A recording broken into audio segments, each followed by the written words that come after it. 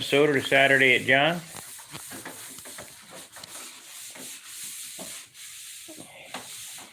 Let me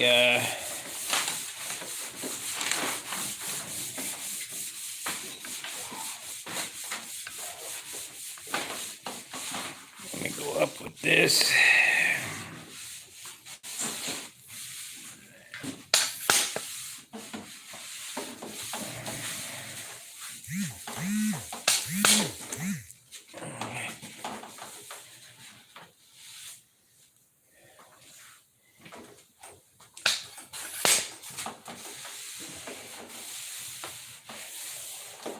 Today is going to be all about shooting clear, tinted clear. But it should be white or close to, so that we only need a small amount of paint. Half pint.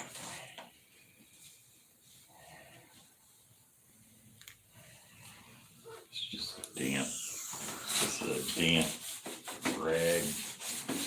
It'll be fine.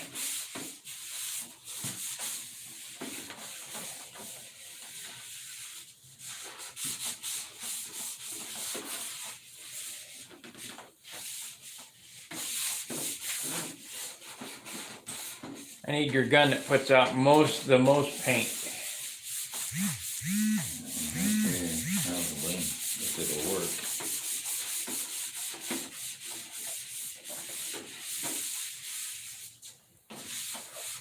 We're going to load her up, slick her down.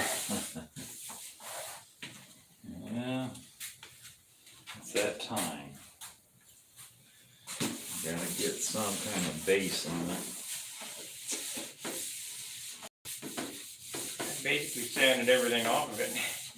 Yeah, pretty easy to do. I mean, as little sanding as you can do. That's why it really shows up bad. It's pulling way up in Right. there. I'll shoot it and rub it down.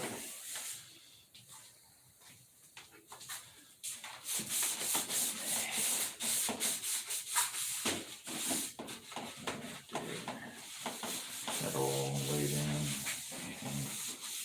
Of course, I could brush that with some thinner. Well, brush it with some dope. Brush it with some dope.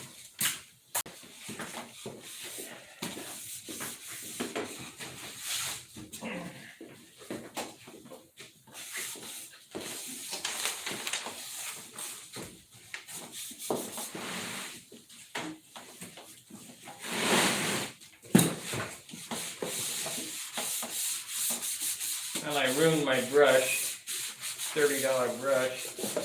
I'm hoping that I can straighten it out. Yeah, probably will. I know you as well as me. I've had brushes for 20 years. They'd had dried dope in them and everything else. And when I get back to St. Louis, I'll put it in motor oil and straighten it out. Let it learn to live the straight way again. Or linseed, or not linseed oil, but Motor oil's the best. never tried motor oil.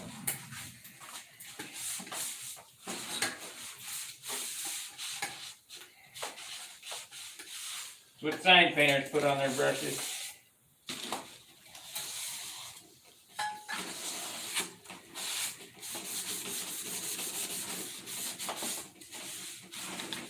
Where's that spot?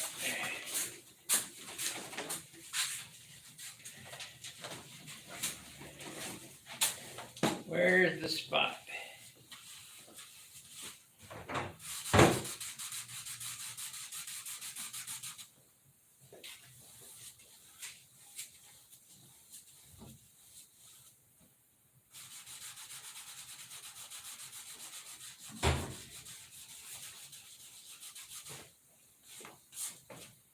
Need a clean paper towel.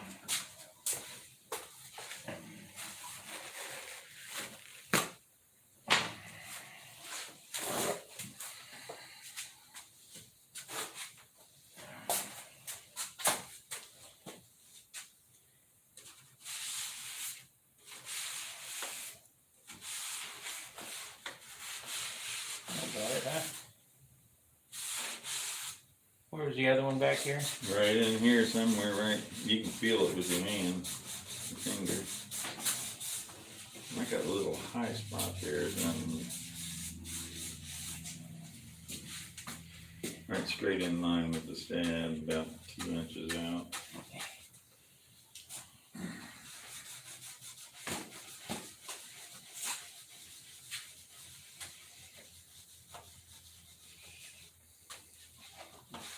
I think it's high.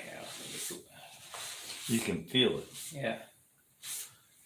See, I patched this. This is where I sanded all the tissue off. I put the patch on there. It kept peeling back the more you sanded it. Yep. You didn't have enough dope. Might have did.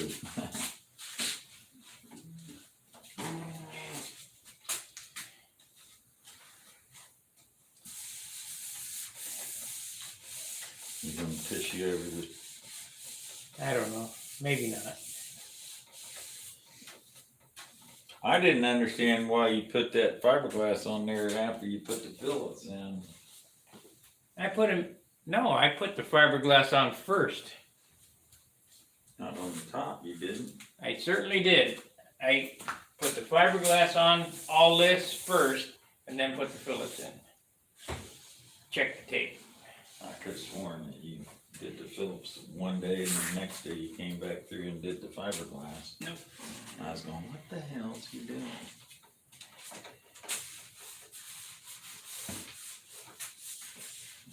There's one right there.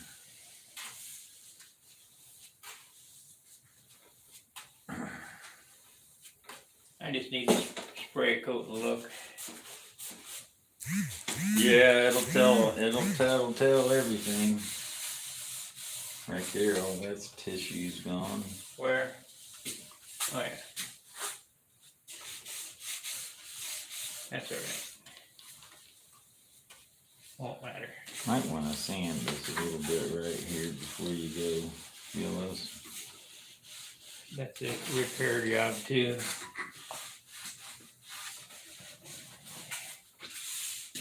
Might save you a little bit down the line, the sand in there, might not.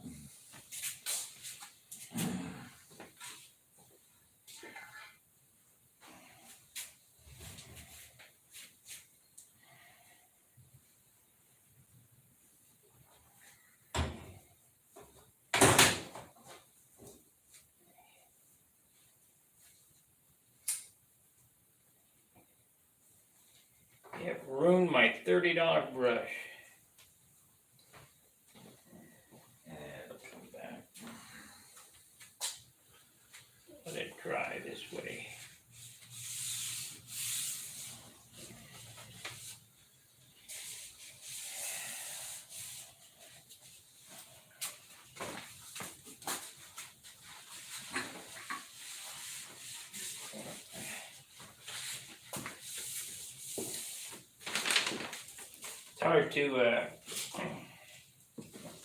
Hard to sand in my apartment because I can't have it on its side like this.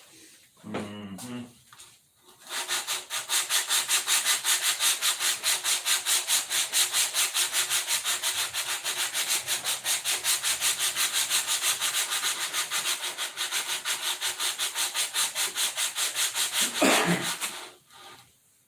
I put my thumb right in the wet dope.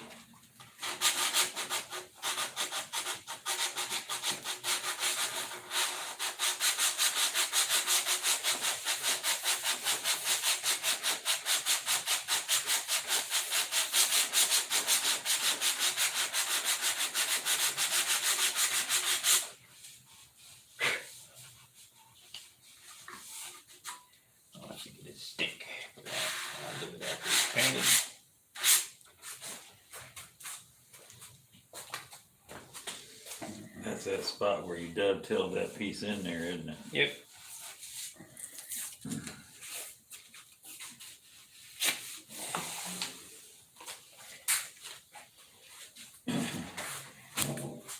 Better brush some dope on this. Look at that. Yeah, you can see it fuzzing out.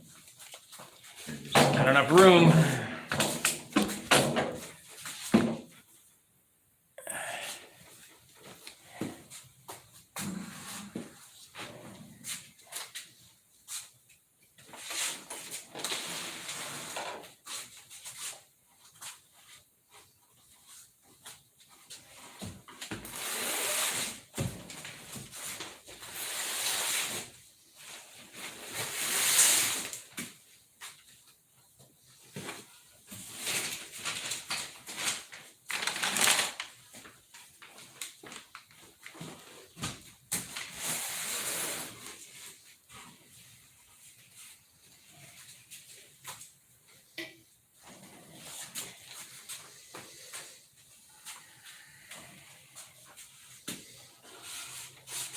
You gonna take all these covers off? Yeah.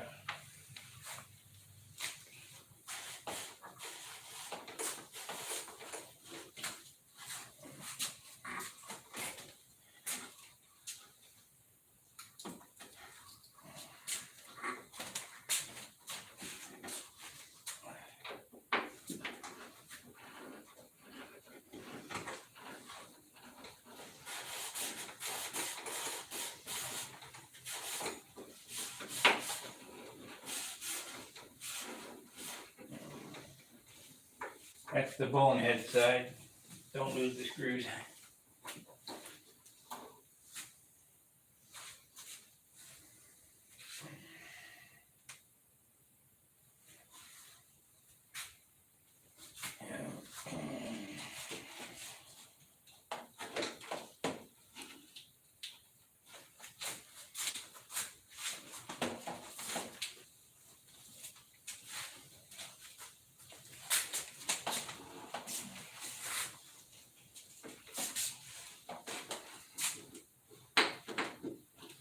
I might end up having to make new covers. Well, one new cover anyway. I don't know. No big deal, you got a pattern. Yeah.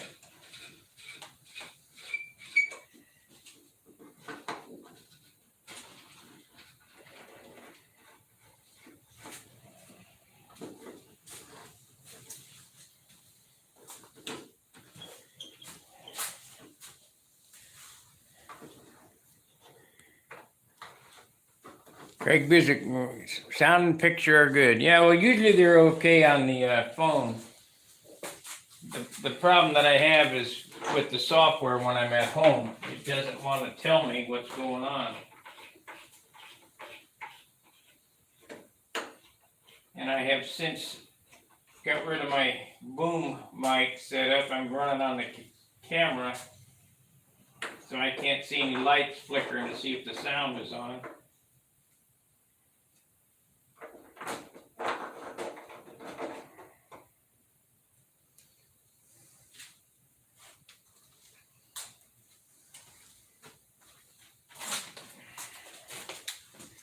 Get the weight out of there. It's mine back there. Yours is thicker anyway. Well, we're down to 29 ounces now. Top mark right there. Funny on it. No, that's a hole. Oh, is that one of the holes? Is that the Yeah. last hole? Yeah, I'll open it up one. I keep looking at that thing. Oh, man, look at that big goober there. That's a hole.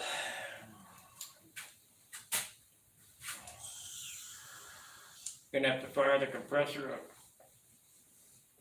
Yeah. Gonna make a little noise here, guys.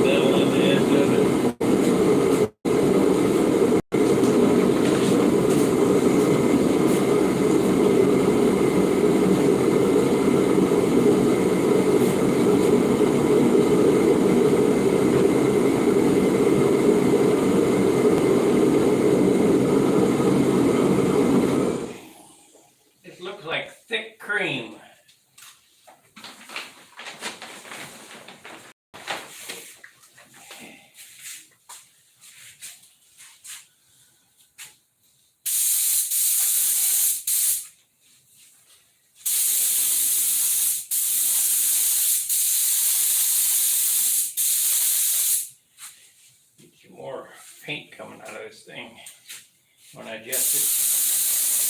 You think I can thin it out?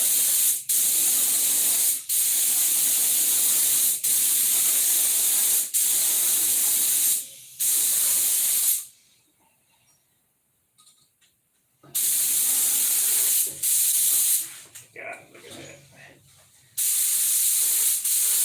This is where all your faux pas are gonna show up for sure.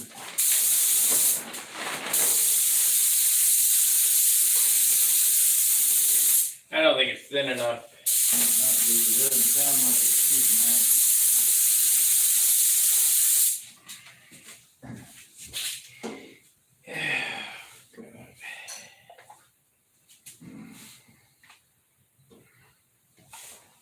It's not thin enough.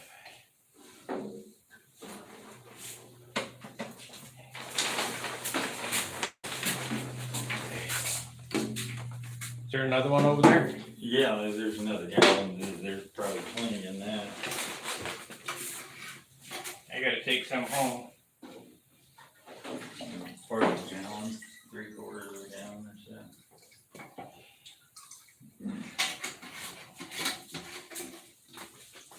Yeah. Pour this into that. Not much left in it. Can't let go to waste. No. Not at $10 million a gallon.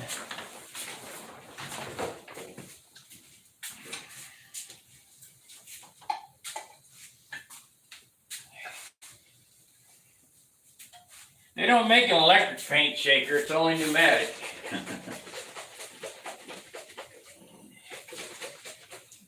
there's a lot, with a lot of work coming. Yep. That is faux show.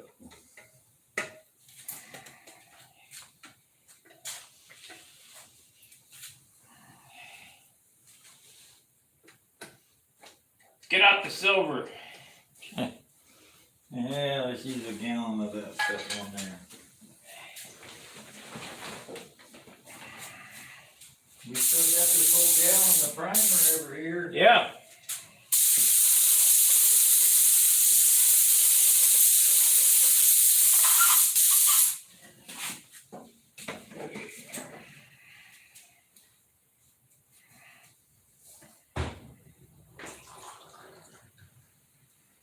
That looks a little better.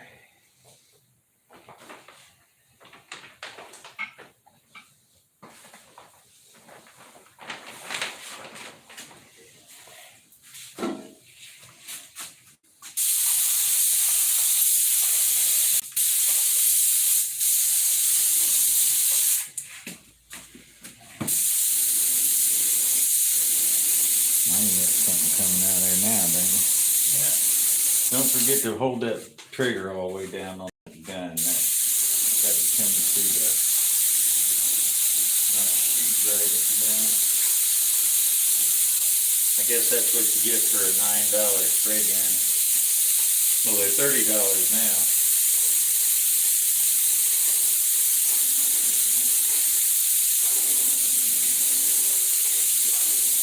$10 back when I got that one.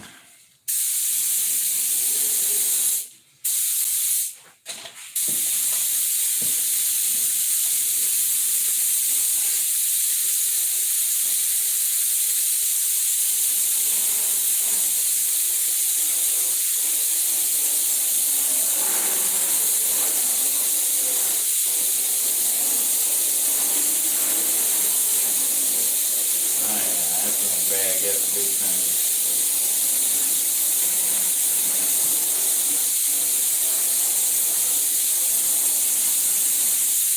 We got some paint going on it now.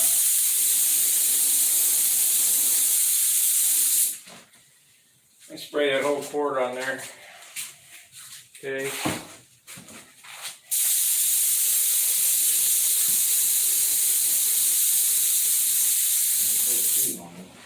What's that? I don't take too long. No.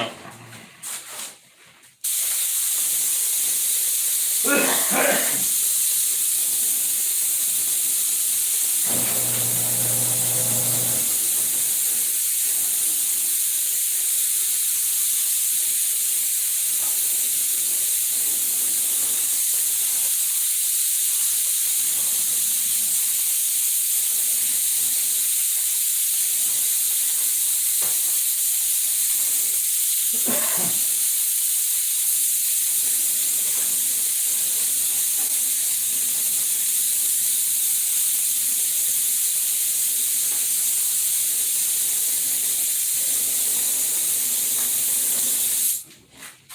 really laying on there nice. Empty already. That's my clear gun. I'll make sure we clean that out real good. Well, this is clear, kinda. Yeah. Well, I'll take it apart completely before I shoot a top coat with it, but.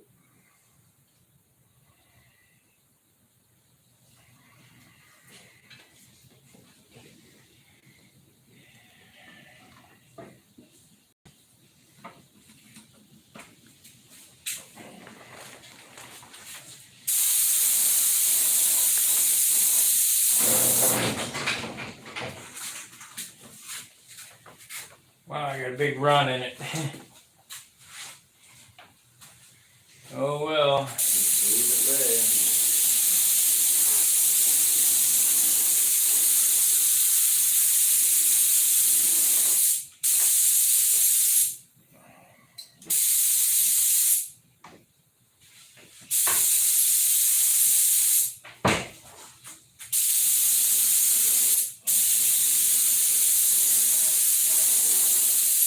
What the hell? No paint. There we go. You wanna go outside?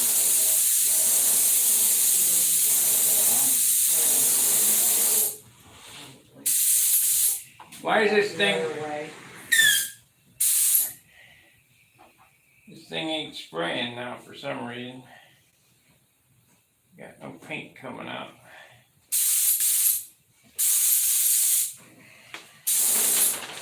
Did I hit something or what on this thing?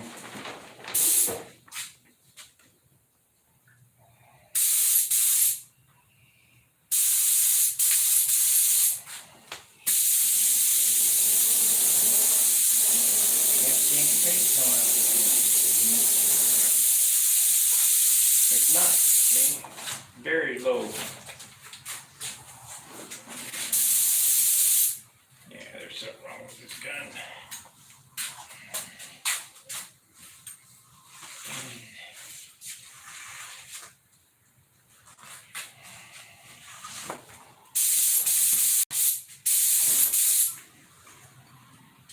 Got to have some material come out of it.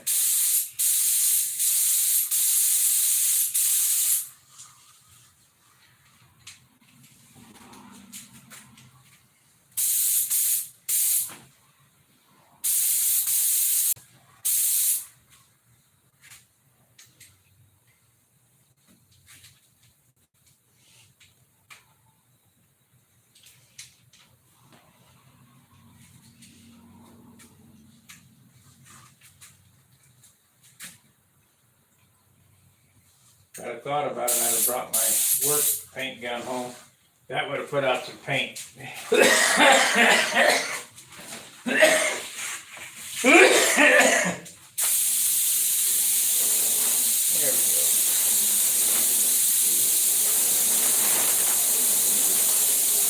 Kinda. Yeah, it's not spraying again. What the hell is wrong with this thing? There's a turd in it or something.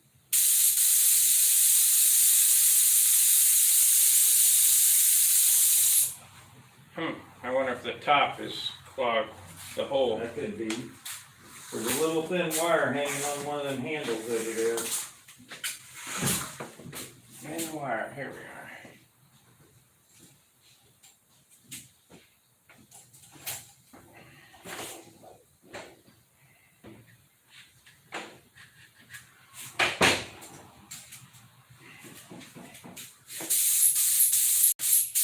Yep, that was it.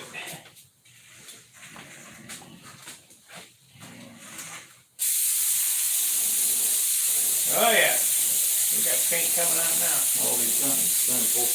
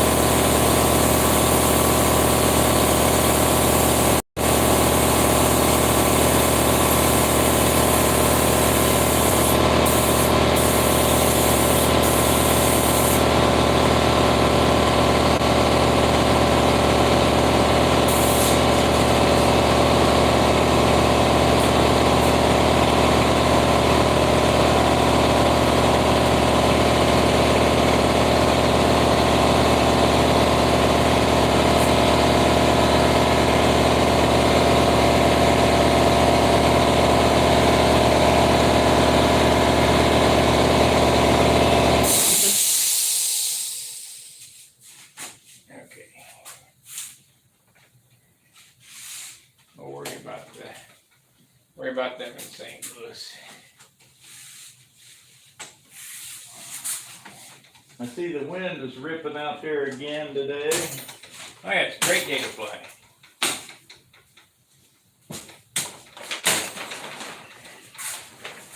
Great day. Bird's been saying, I think we're getting more wind than we used to get. Global warming. Climate change.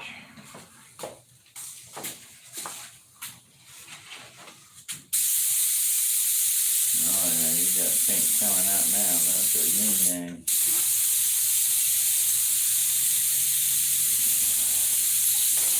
You use that cord up in one coat. What's that? You use that cord up in one coat. Good.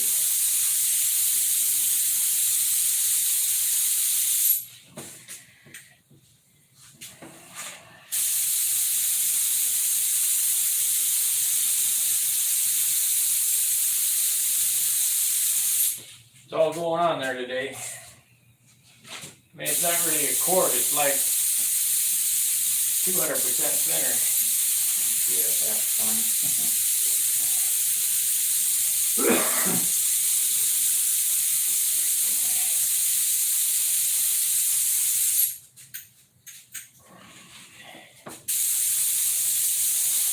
Well, you can have a whole quart there anyway. You don't have a little can. Oh, I filled it back up. You might put some more center in it.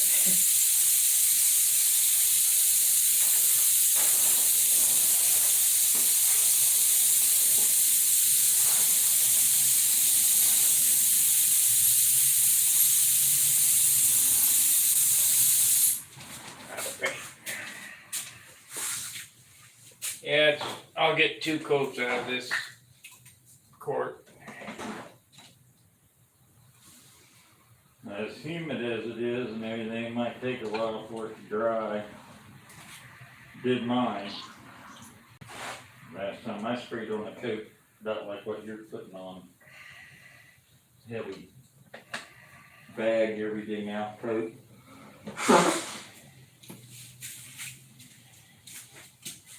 Definitely a wet coat.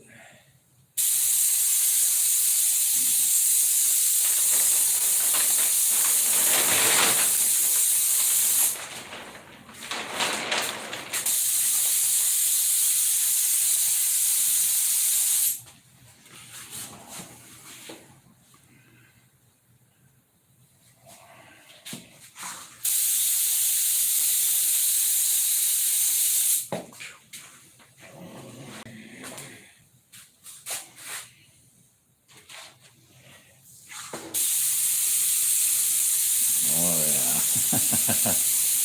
That's definitely going on wet. I'll run on you in a heartbeat. That's what I want. Force that thinner down in there.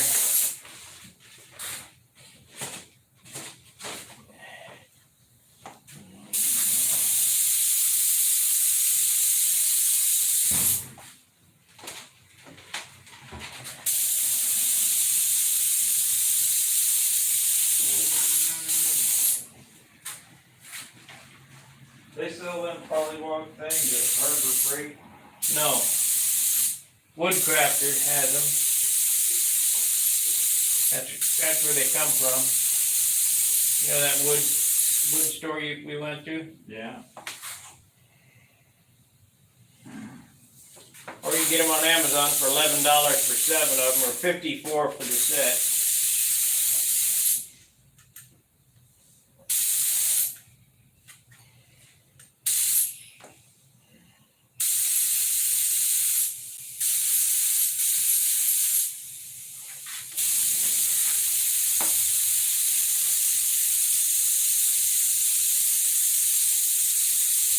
I think I got your settings all screwed up for spraying clear, so make sure that you. Yeah, I will. I'm gonna tear the whole gun apart before I shoot top coat clear with it. So all I have to do is Cause I got it coming out of here like a rocket.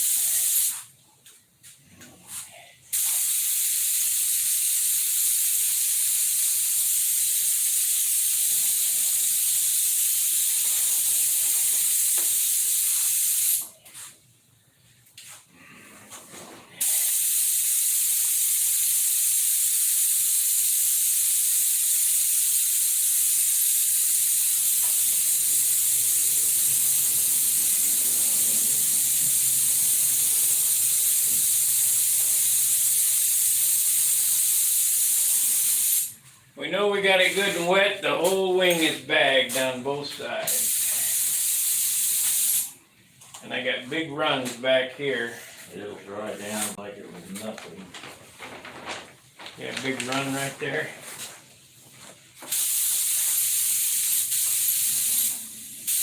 Yeah. Well, it's got that much thinner in it. At least it's on the solid wood section. You'll be fine.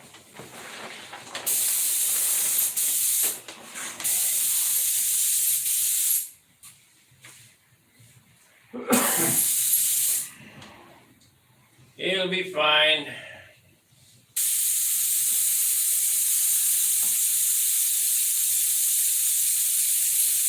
Like this thing is pinpoint, it won't fan for some reason. Open the fan up some more. I've got it open up all the way, but it's still pinpointing.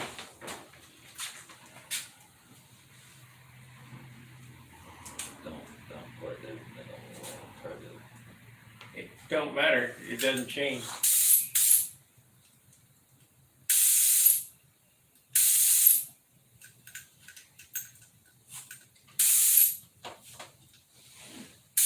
Cheap gun. Well, this is turned the wrong way for one. Because your fan was going the other direction. I know.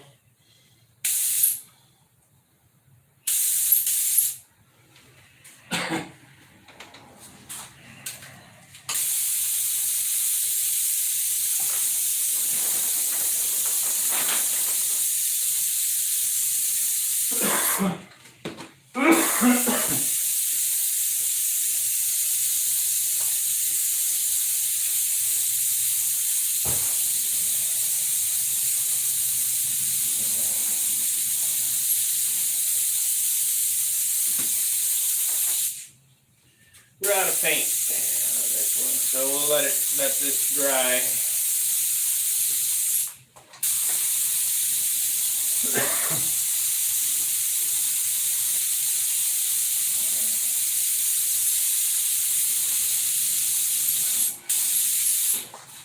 Okay.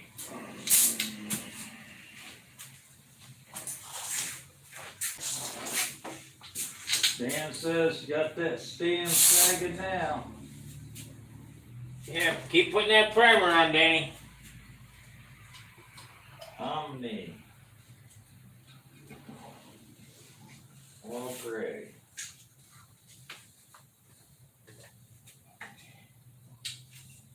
Two-part primer. I don't care what it is. It's not supposed to have no primer on it. I'm sure it'll be beautiful, Dan.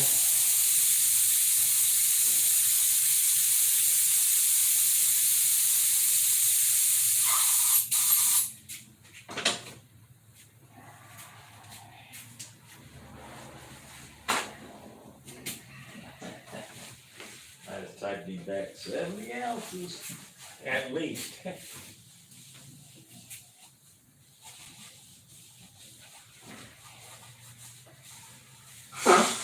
Okay. Oh, that's a fully sheeted wing too, isn't it? Yeah. So he's already at a 2-ounce disadvantage. Foam core. Fully sheeted. Did you hear Dennis last night saying, "Oh yeah, foam core wing you can make lighter because you can sand it more"? Yeah. No. I didn't argue. I just got off. I want to see you do it. I wanna see you sand an ounce of weight off an airplane in paint, Lee. It ain't happening. You can't sand an ounce of paint. I don't care if it is photo sheeted or whatever. You couldn't sand it off in the bear. Yeah, look at all them spots, man. It's gonna take acro green and sanding and boy, oh boy. Yeah. All them faux pas are just popping out of there. Look at all them little wrinkles. That's all right. We got plenty of thinner on it. Did you put any dope over that after you put thinner on it? Rubbed it all down with just straight thinner? Oh, yeah. See all those lines, you can still see them. Yeah, it's gonna take some work. Lots of massaging. Another coat of clear after this unbags. And then let it rest and then start sanding. Might wanna let it rest for a day. You're gonna put 2 heavy coats on in a day. I don't know. You have good luck sanding sooner than I do, but.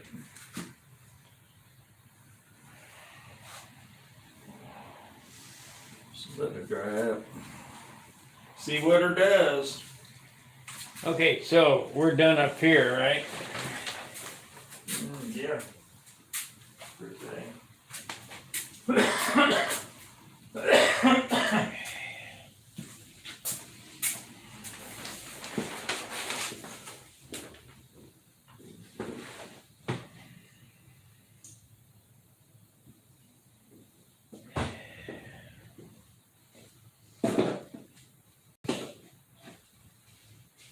Did you shoot that gun dry? Yeah, I put thinner through it Did too. you?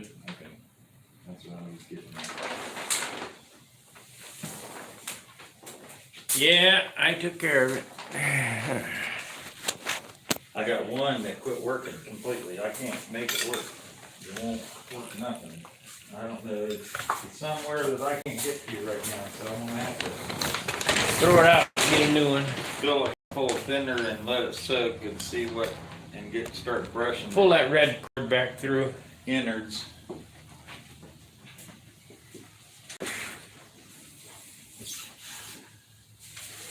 don't need to take all this shit down. Let's take the camera down and the charger. Of course, I can take this down. That way we can see the chat.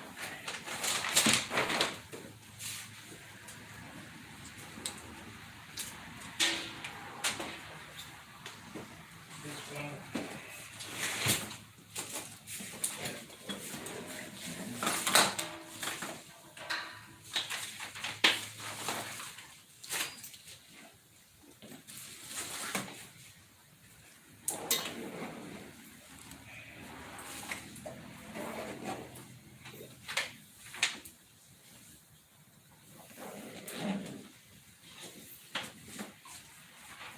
Nope. They don't have to make sure.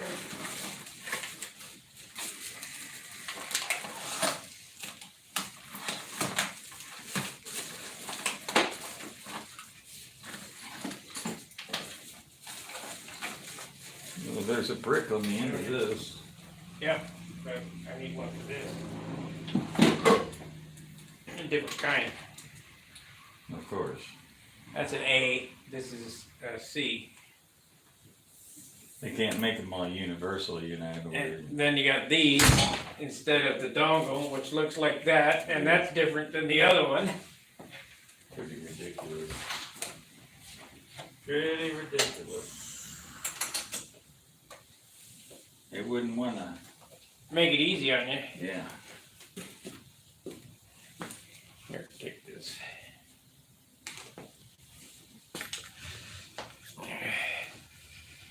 Okay. Maybe I better, well, I think I can get it. So you guys are gonna get a roller coaster ride here. Spark Cam 101. Grab the door.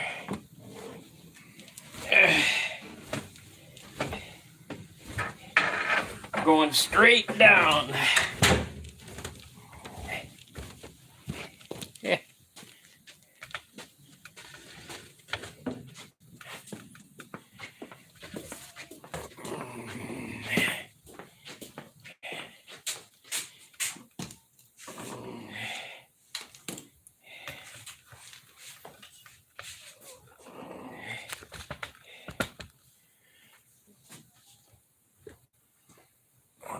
heck is going on with this stupid thing?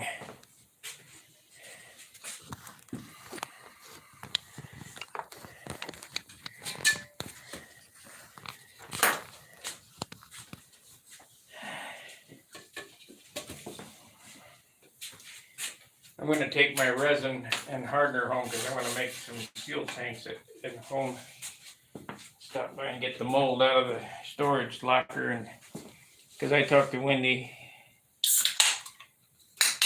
he seems to think that fiberglass would be okay. 3-ounce glass. I'll get some from AutoZone. I don't see why it wouldn't be.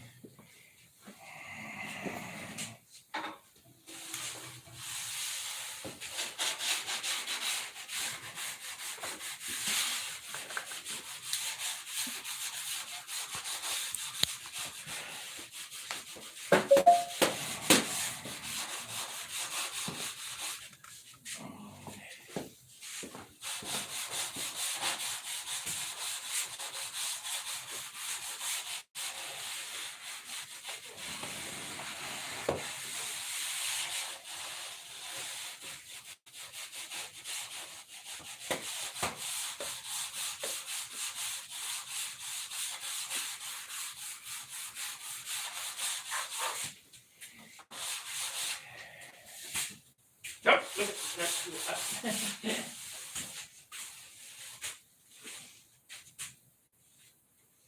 ooh, that's nice.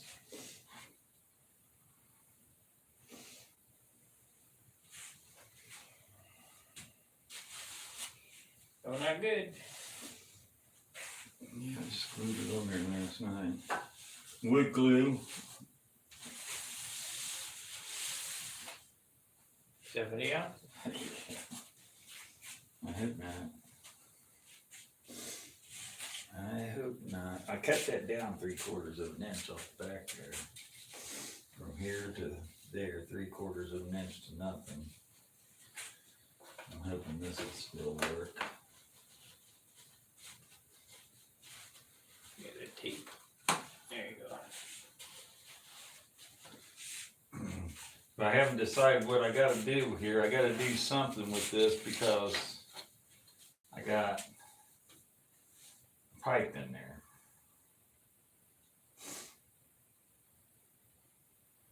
I could either use a rear exhaust muffler, which I have one, just like what you're got on yours, or I could put a pipe on it. I mean, it's set up for a pipe tunnel in there. But you gotta pick it up and get the pipe out of it, you know, and you still have to be able to get a hold of the clamp back here. So it's gonna have some kind of hole in it. But I thought if I could, I might make this a separate piece. And just let that bolt on and then the cowl come off. 2 pieces here. And if I ever have to take the landing gear or the motor out, then I can pull this one off too.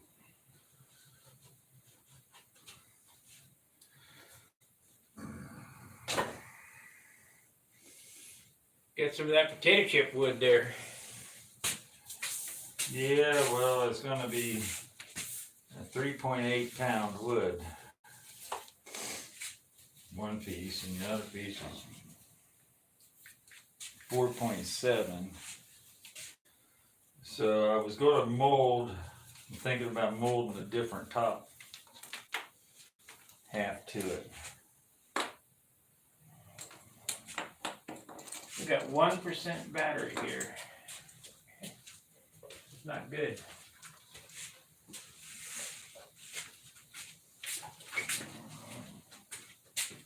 One percent battery.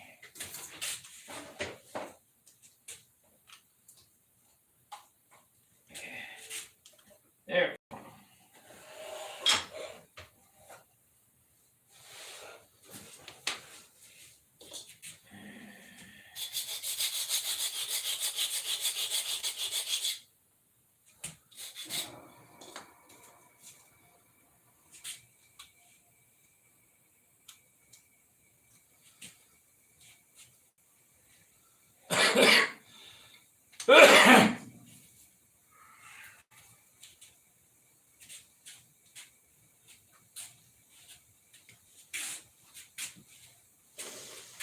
Here, I got another piece long enough if you wanted to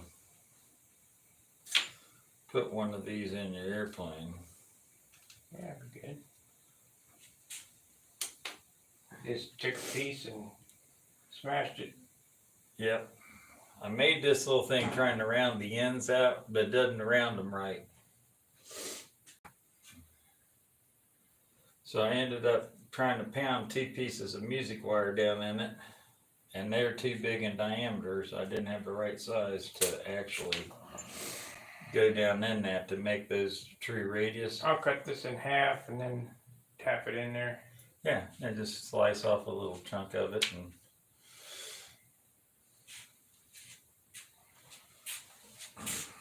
I don't lose it. and these things, I made these quite a few years ago. Yeah, I got a bunch of them. These are my homemade polywogs. I just took a piece of tubing and soldered a piece of flat stock in there so you got something to hold on to. It worked pretty good. I just wrapped the sandpaper around the tube. Well, I got that too. Piece of aluminum.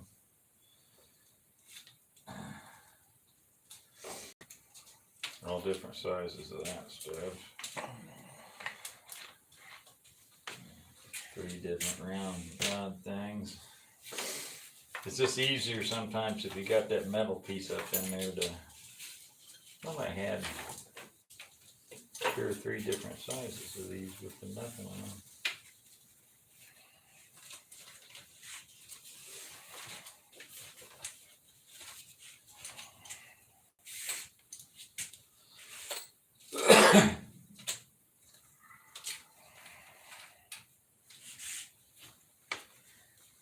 What happened to the good wood?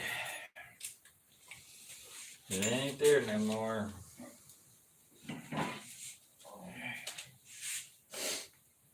think I might make a prop at home too. I take this and my resin, make a prop.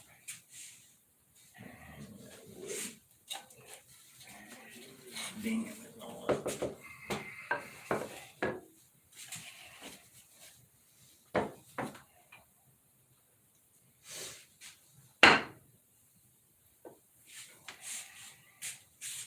I don't need that. This is the hardener, right? Yep.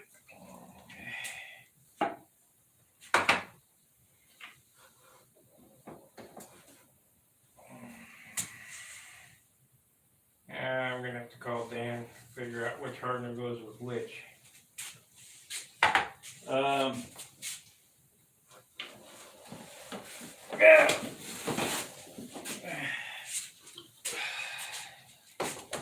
Yeah, I got one of the books somewhere. I bet the 106.3 goes with this, the HDR 250. Because there's less of this.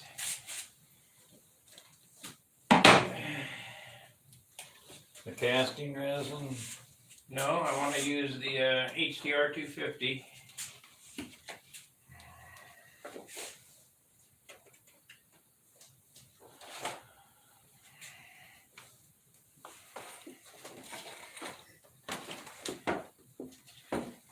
Laminating resin.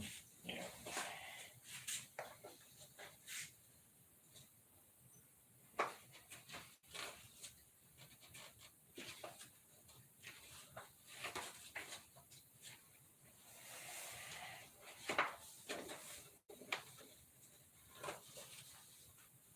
HTR 250. HT 106.3, I think, goes with that.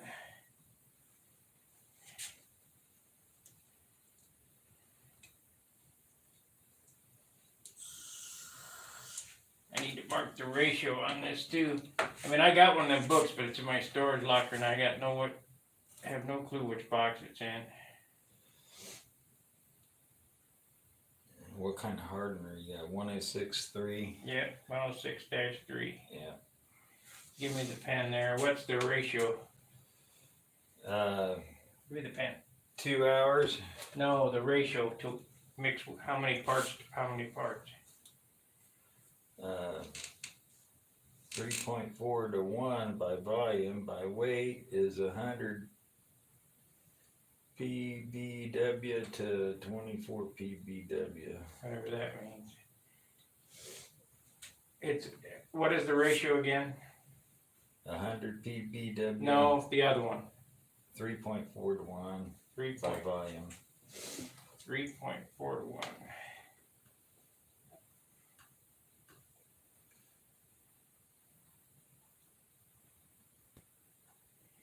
And what's that number, the PB number or whatever? 100 PBW to 24 PBW. 24. So it's 25 to 1. 24 PBW.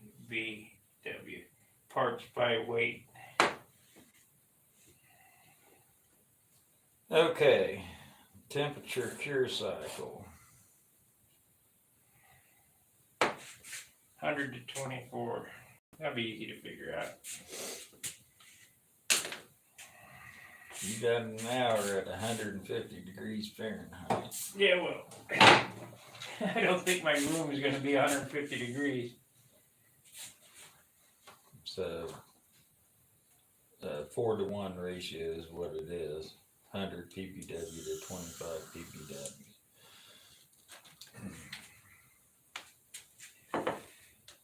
Or 4 to 1. Yeah.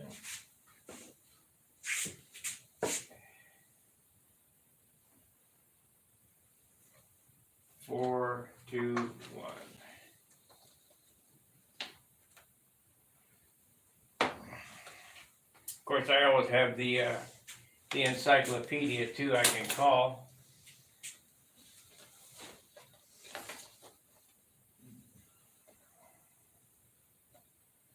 Danny really figures it out to the microgram. Yeah, well, he's got that big high-tech scale and all that stuff, and I don't think it has to be that close, but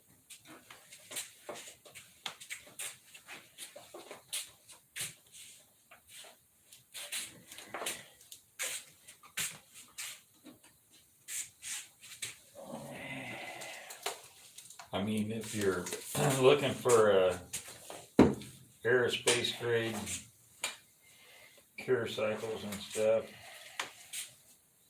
This has already been PBA'd.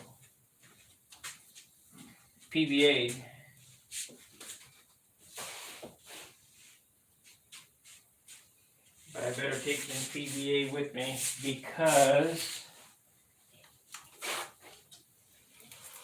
I want to do that tank. Or do I want to put PBA on that tank mold? Maybe not. I think Wendy waxed it.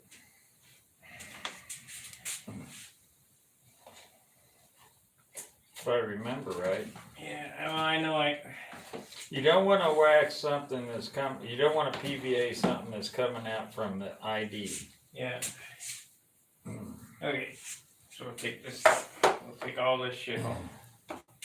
Well, what I need to get, and you need to get probably, is some of that high temperature wax. Well, I'm not gonna bake them, not until, Well, if you decide to, because that won't take the temperature. yeah, I'm gonna make the tank. And, I don't know, I might put it in the oven.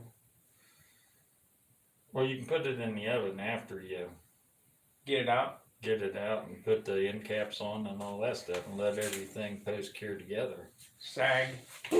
It might. It might. Yeah. It's all an experiment.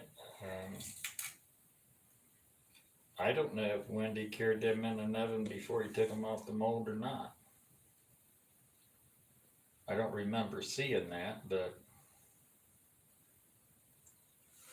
I wanted to try my hand at making another prop.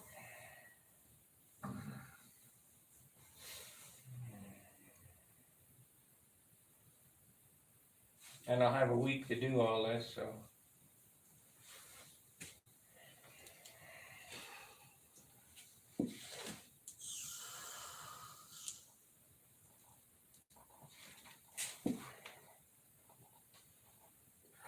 yeah, Gotta watch yourself biting off more than you can chew Yeah. in a week. I know I can make a prop in a tank in a week. And I'm taking my airplane, I can sand it and put some dope on it in a week. So I don't see why I can't do these two things in a week.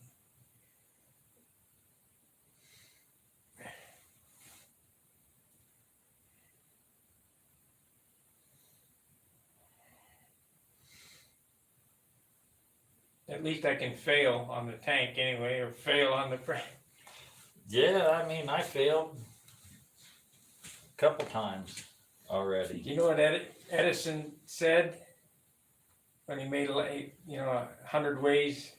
He tried 100 different ways to make a light bulb. He said he didn't fail 100 times. He just learned how not to do it 100 times. Yeah, I guess you could put it like that. That way it doesn't seem as bad. But yeah, it's a never-ending process. But you got to experiment. You know, if you're not experimenting, you're not doing anything. So I got to get back on my tanks and start seeing if I can get something going with them. I need to polish, and that's one of my least fun things to do is wet sand and aluminum. Yeah. And buffing aluminum because you get all black and everything. I don't like wearing rubber gloves. That makes it even worse.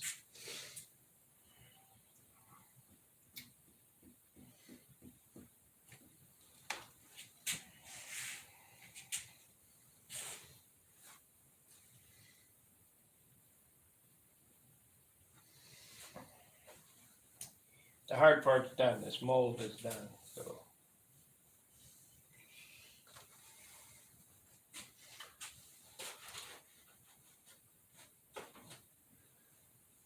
Yeah.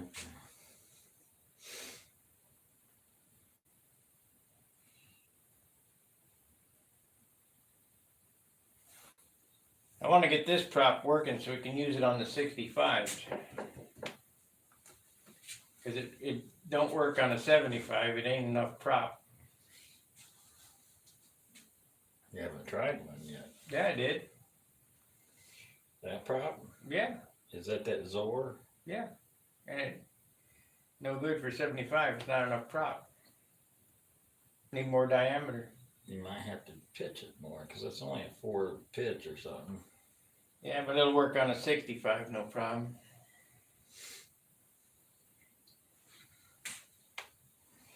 Yeah, probably should. Is that 13-inch? Yep.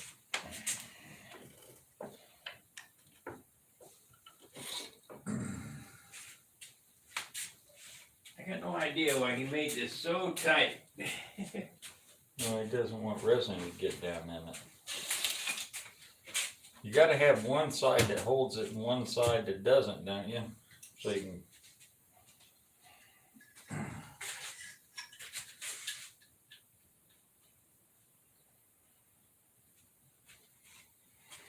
I don't know.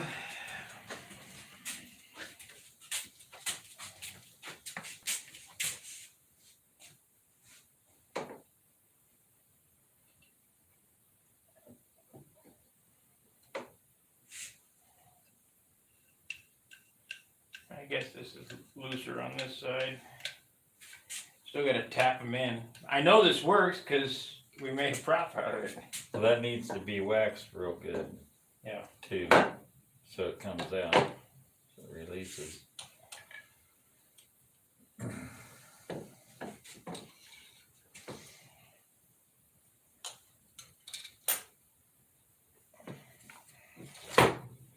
Could you imagine making props for a living?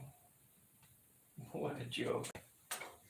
They probably got some system going and they know exactly how many pieces of tow they need to cut and exactly how many pieces of cloth, if they're going to put cloth in it.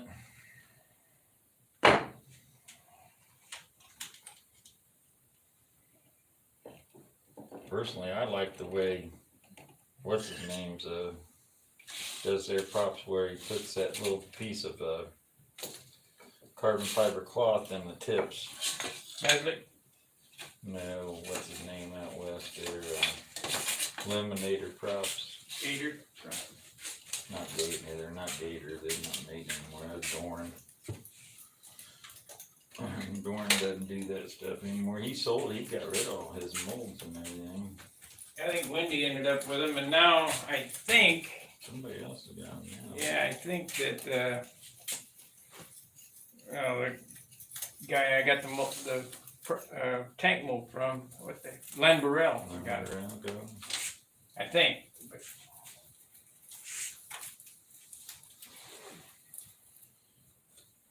doesn't really make too much difference.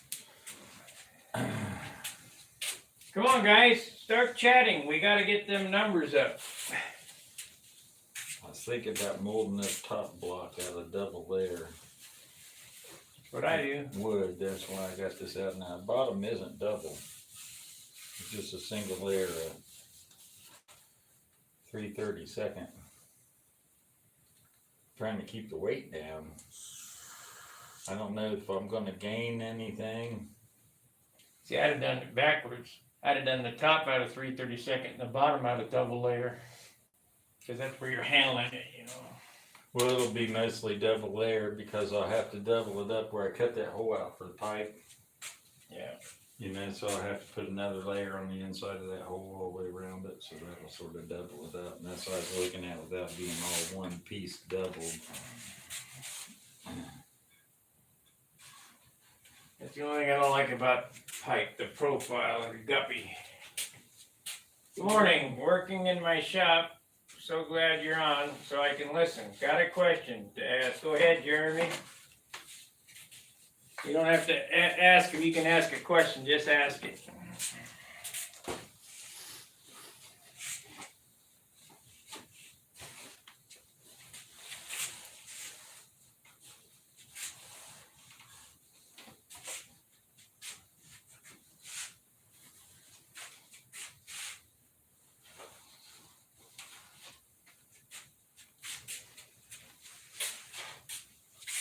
Old kits that say Class A or B engines, what are they talking about? I think a Class A is, 19, and a Class B is 29? 29. 19 to 29. Class A, B. Class A is 09 to 19, and a Class B is 19 to 29. 29. Put it on whatever you want. If it's about a 35-inch wingspan, it'll take up a 19-inch. Anything over 35-inch wingspan, you might want to look at a 29 to 35. Get as big a motor in it as will fit in it. That's what I always did. I said even if it said 19, I stuck a 35 in that puppy. Of course, that was the Fox day, so it was always a Fox 35, didn't weigh anything. The Fox 35 had the power of a 19. Yeah, well, by today's standard, they had a power of about a 10.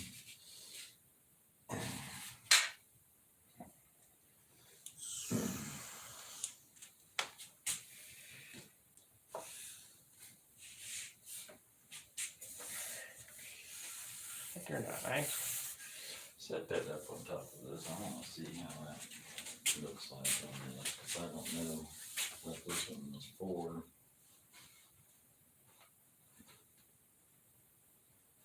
And then it'll work. Yeah. You'll have a super guppy. Well, I don't have to make that Step depth. back and look at the bottom. I understand that, but I don't have to make that this depth. You know what I mean? It only has to be that tall. I got one over there somewhere. Mold. Where's it at? What's that number 2? Yeah, that's it.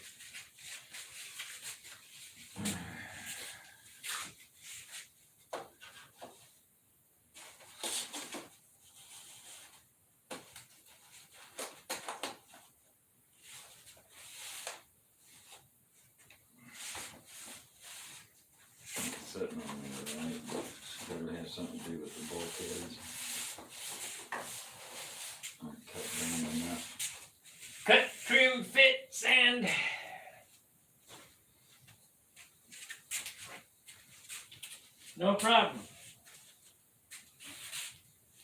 But I can't put that on there until I get the stab and all that. Right. You gonna drop this, you're gonna drop this down in here?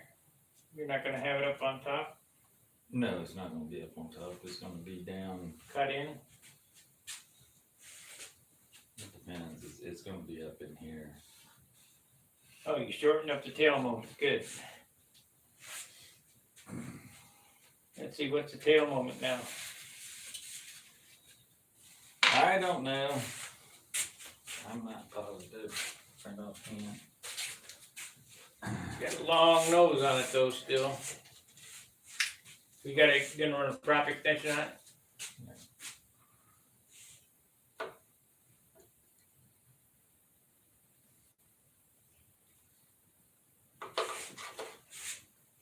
Ten-inch nose.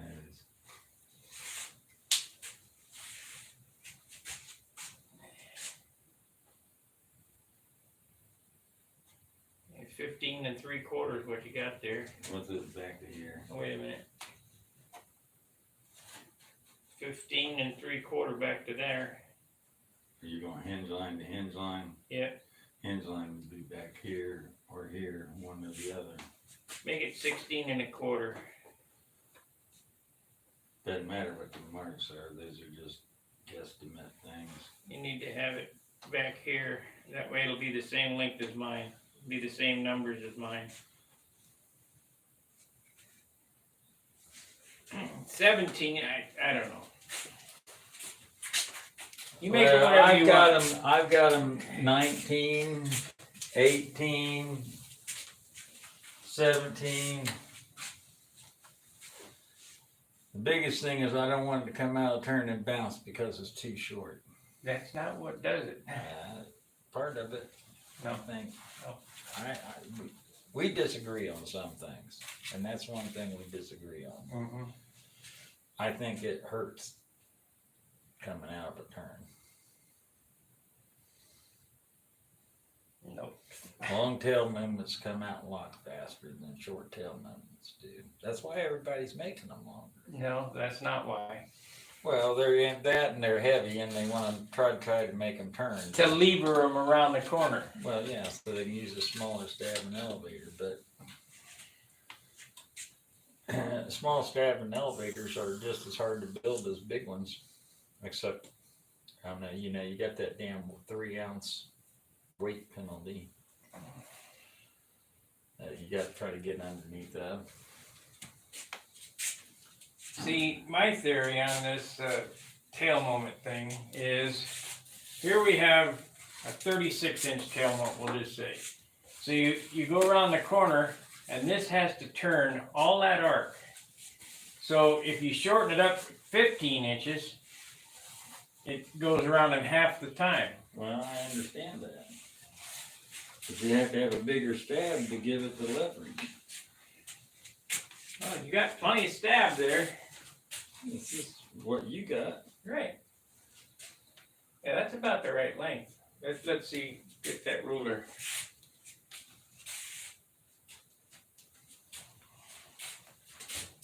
That's just up against the bulkhead.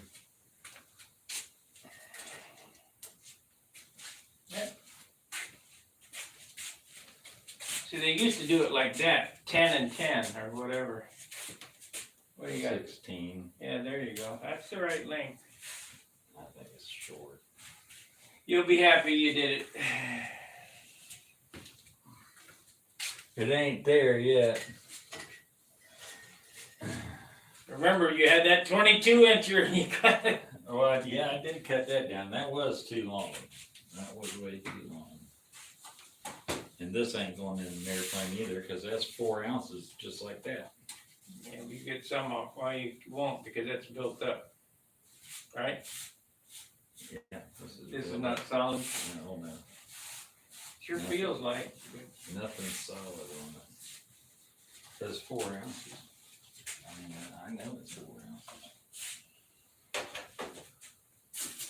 So you got an ounce penalty already on the tail.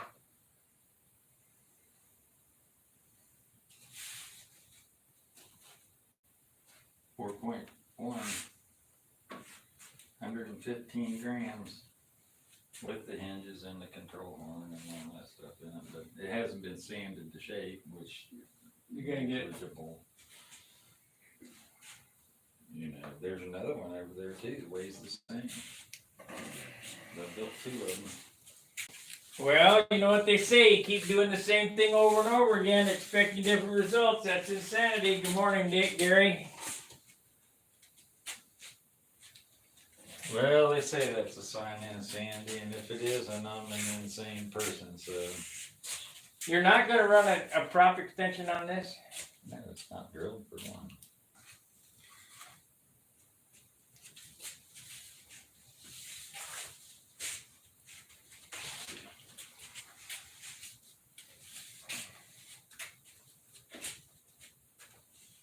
There you go. 3.5, that one's a little lighter. That's It's in the usable. same state. Control horn and everything. That's usable.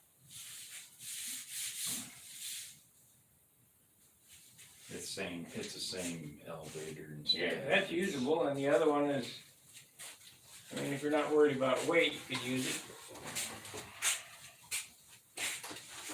Yeah, I'd use this one. They're identical.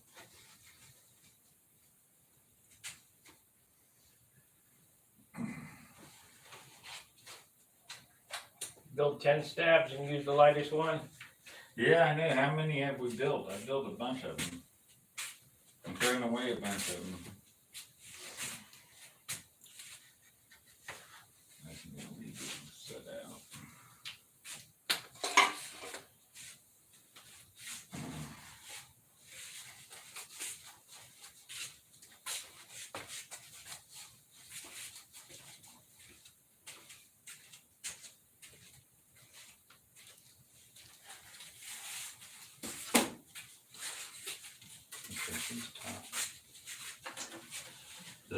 This is the bottom block for the SV. Got a flat. Yeah.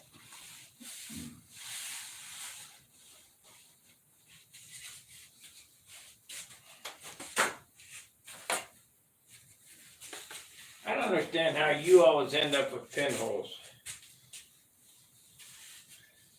I don't know. You had pinholes in some of them. Not as many as this.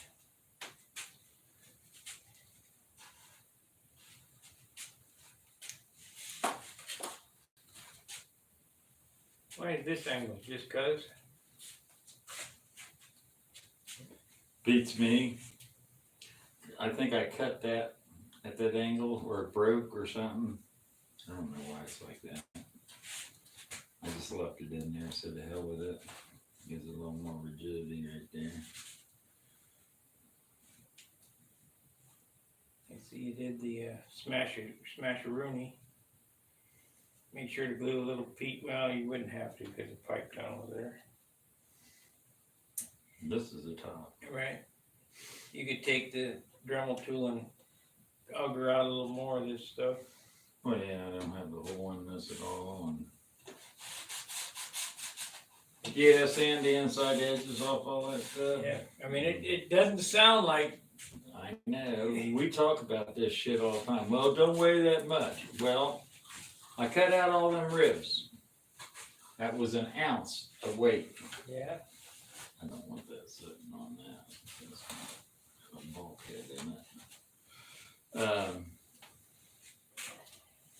We literally, I saved all the pieces from all these ribs where I hollowed them all out to about 3/8 of an inch thick all the way around. With light ply, that's good. Don't need all that aircraft ply. Yeah, that's one of our typical motor mounts and stuff that we got in there. Yeah. I rounded these back. I was working on them the other day, trying to get on this sort of maple motor mount, the landing gear.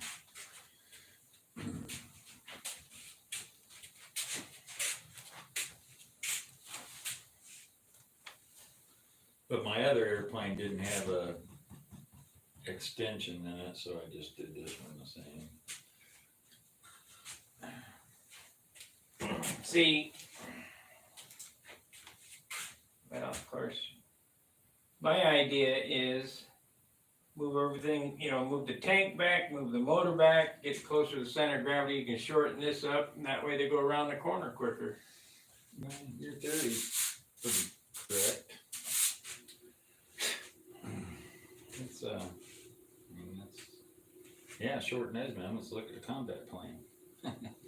You can't go too short. Right back here. My S6B Supermarine has an 8 1/4 inch nose moment, and a 16.5 or 16 1/4 inch. You better be building that shit really light. That airplane's pretty light. 66-inch wingspan, weighs 58 ounces.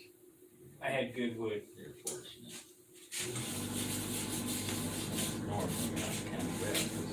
Use standard measurements, 10 inches, 17, 3-ounce stab and elevator, and the paint and everything that goes on back there, you'll be pretty close. You shouldn't have to add any nose weight. The last thing you want to have to do is add nose weight. My Thunderbolts had an ounce of Very nose last weight. thing. Because that'll hurt you more than anything. It takes 3 times the nose weight. 2.5. 2.5, whatever. It takes twice as much nose weight to balance, or 3 times as much as it does to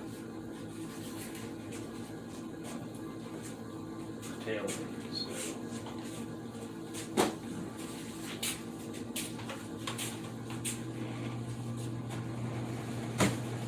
Get this on there and get that sort of sanded down.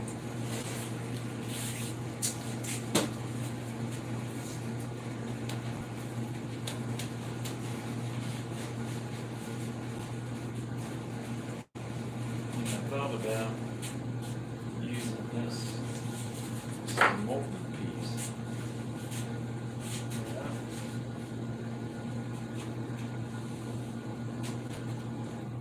Doesn't have much shape to it. It goes boom, boom, boom.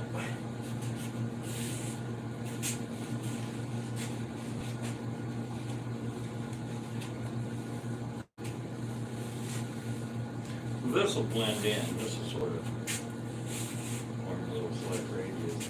Yeah, well, you ain't got much to sand there, but it's only 3/32. There you go. I had much to sand.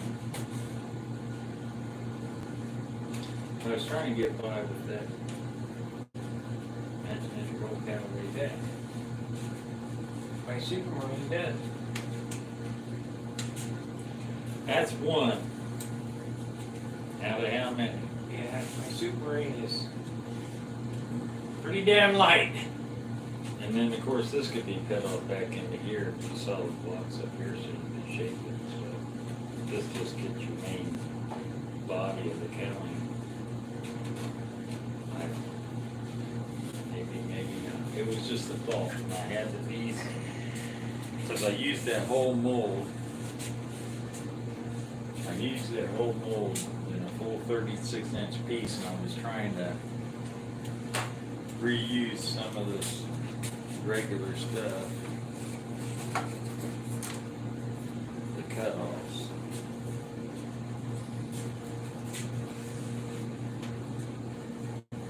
It's pretty nice, pretty light. Yeah, Good scarf joint there. pretty good. But I also got these pieces too, which are the cut-offs of my fuselage sides. That I can start off with. That's what I do. Except, yeah, Then I have to put these block on the top.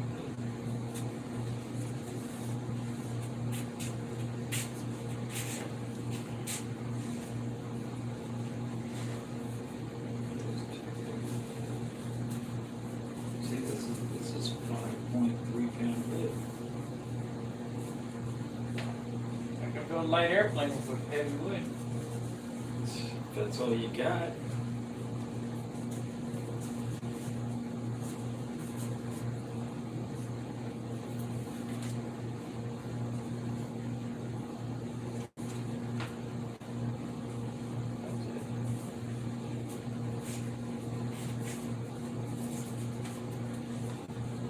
know.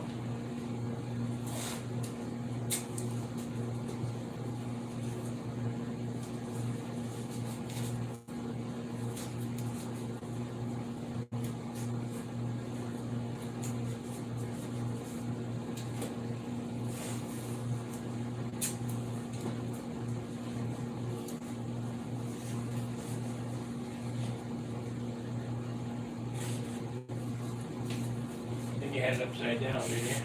I probably did, but I was just sort of looking at that. That's right there.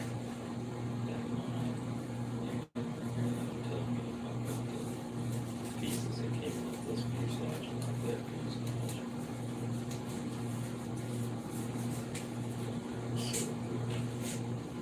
Over and over again.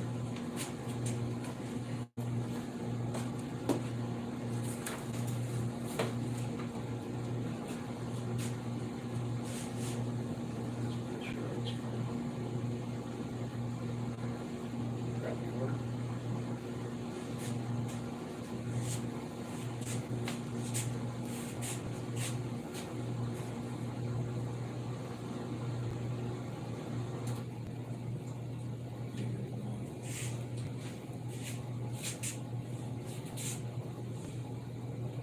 You gonna have that If I ready? use that cutout there. You gonna have that ready for next year? Probably. You're gonna be just like me. How many airplanes you got now? Well, I got one I retired. So that one's sort of off the shelf. So I got two, the Pennzoil, the Sunoco airplane, the Liberty, my big profile. And I have this one, and I got that SV on the way. In the makings, and I got another Geo wing in the makings. I got 15 airplanes. That's ridiculous, isn't it? Yeah, it is. You got a whole other bedroom that you're putting stuff in. Yeah, I do. I hang them all over the wall. Yeah, they're 15. And I'm taking 2 more home. Actually, 3, because I'm gonna take the. If I can get it in the car, I'm gonna take the Magnum home.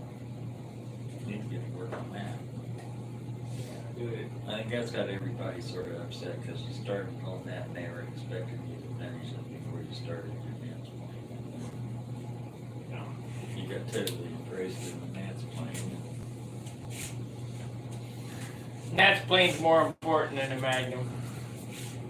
Hell, that don't feel too bad right there.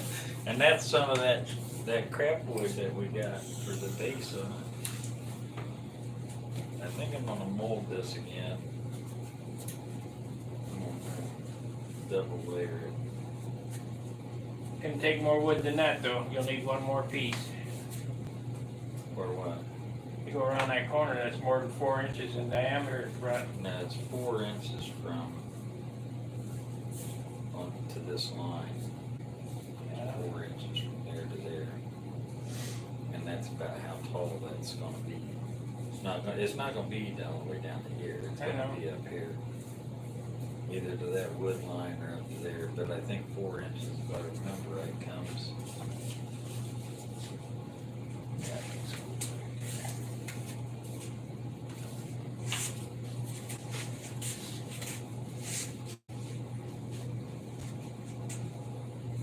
Yeah, it's a little bit past that pencil line right there.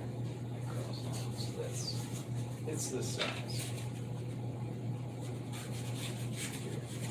I think that was more on this butt, except that spot right here is about right here.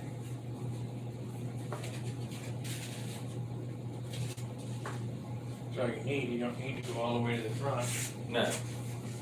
No, but the stuff's 36 inches long. You throw the rest of it away, 99.9% of the time. So why not use this piece? What's wrong with this one?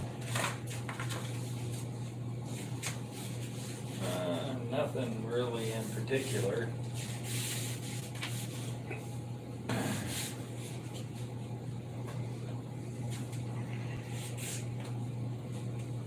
See, stiffened up quite a bit, because that was real clumsy before I added that to it. Yeah. And when you add the top, it'll even get stiffer. When you tie the stab in with the rudder, like I did, it really gets stiff. And it's tied into this first bulkhead. Yeah, you gotta have that.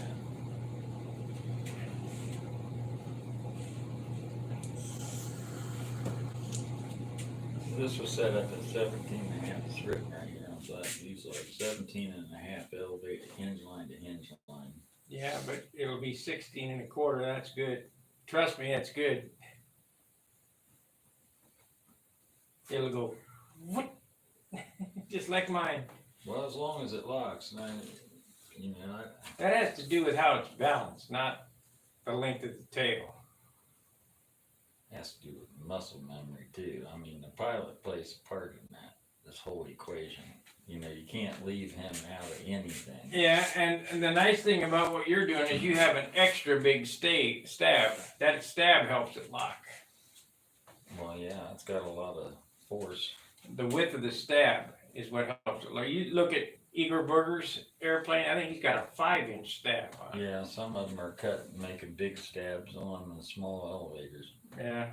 You know, like, it's not 3/4 to 1/4, but it's, you know, the stabs are significant. The elevators are an inch narrower than the stab is. Think about what happened to my Monado. Because that's how it was. No good. No good. So get that out of your head. Well, no, it's not in my head.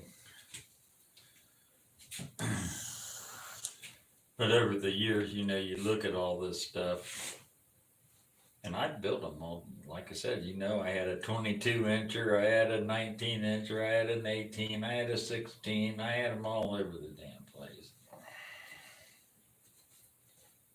Well, if you want to go a long tail moment, you can make the stab half the size. Well, yeah, you can cut 3 inches off the end. Right, so that makes it lighter, but it also puts it farther out, making it's back to Galdini's barbell effect. It all works in conjunction with one another. If it looks right, though, it'll fly all right. Oh yeah, that's my theory. So,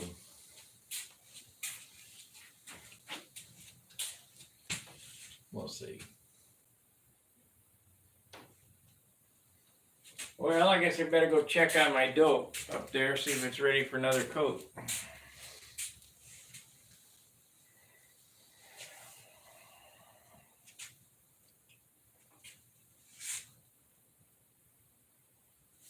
Take this up to the car.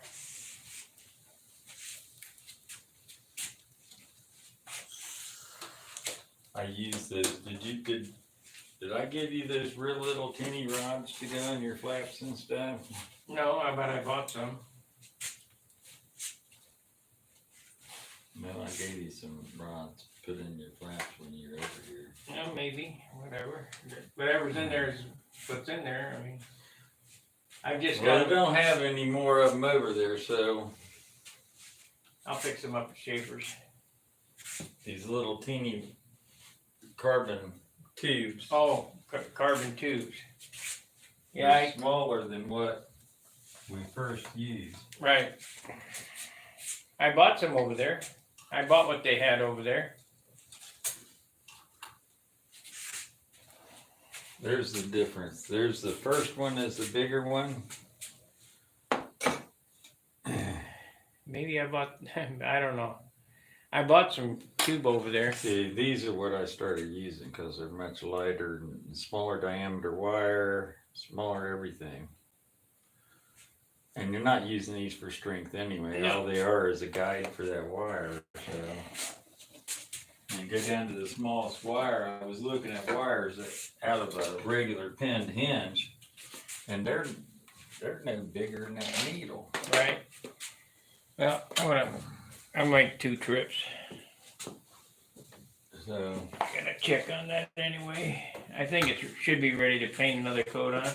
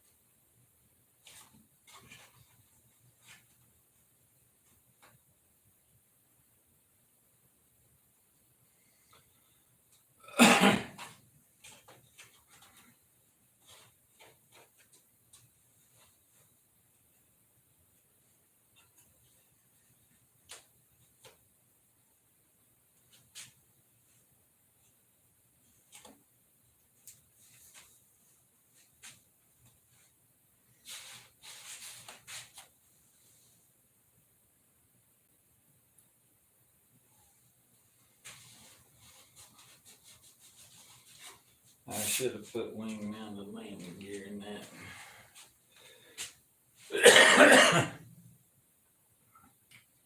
When you put fuselage mounted landing gear in them, it takes away space that could have been used for clearance for a pipe. Now you gotta sort of think about how you're gonna get clearance for the pipe.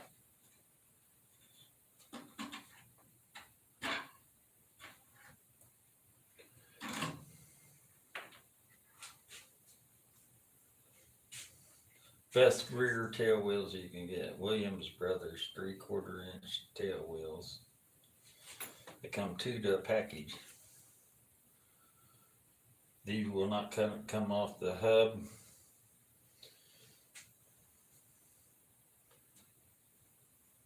The best tail wheel I've ever used.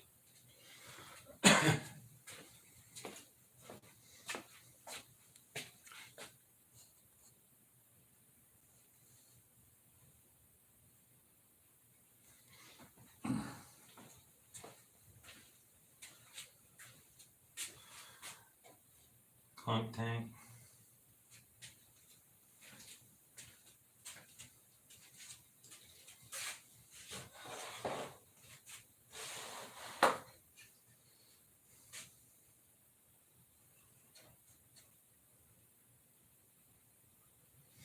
Sits back into the wing.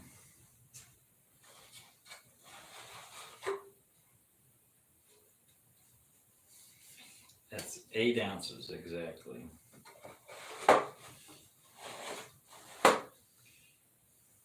Probably with the 65, let's see, the 65 in my other airplane took 7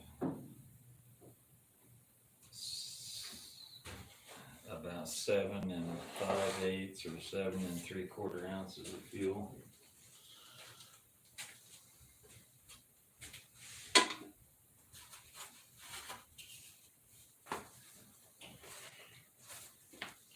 Yeah, it's ready for the coat. Is it dry? Yep.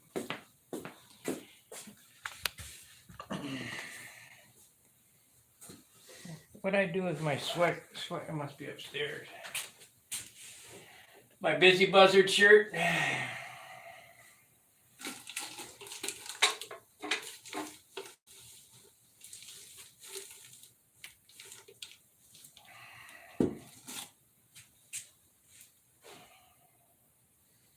Maybe I'll make another four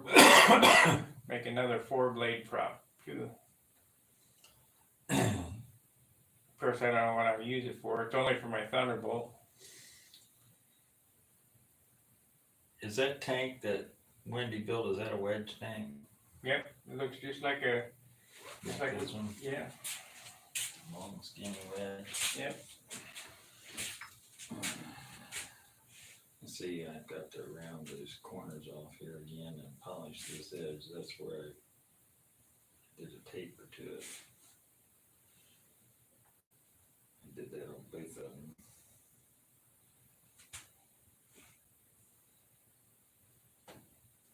I mean, it's a noticeable, Yeah, I see it.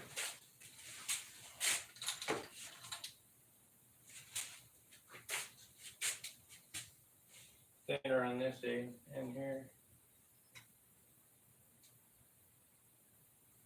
2 15/16.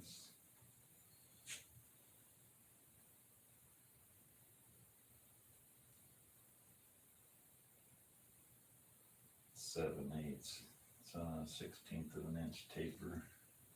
How about this way? It doesn't take. It should. Nah, I don't need to. You only need one taper on it. Okay. Although it does. This one does anyway.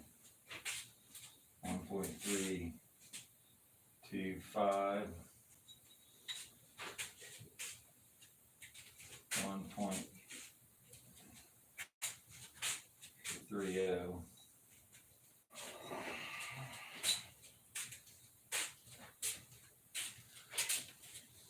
It's got taper in both ways. It doesn't take much. So we got 13 watchers.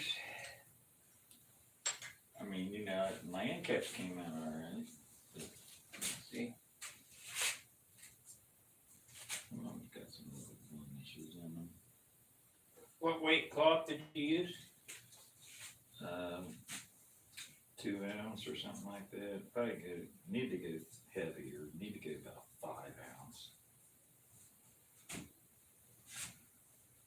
Put 1 layer of 1/2 ounce cloth on it, and then wrap it with 5 ounce cloth to get some thickness to it.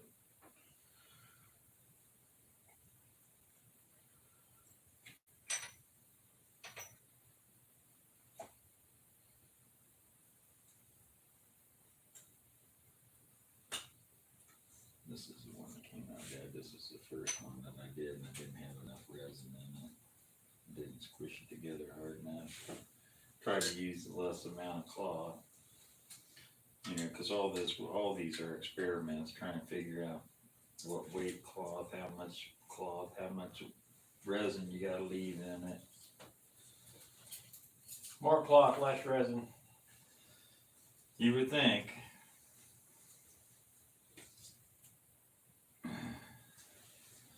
But you gotta have enough resin to wet out the cloth that you have, so I'm a pain in the ass.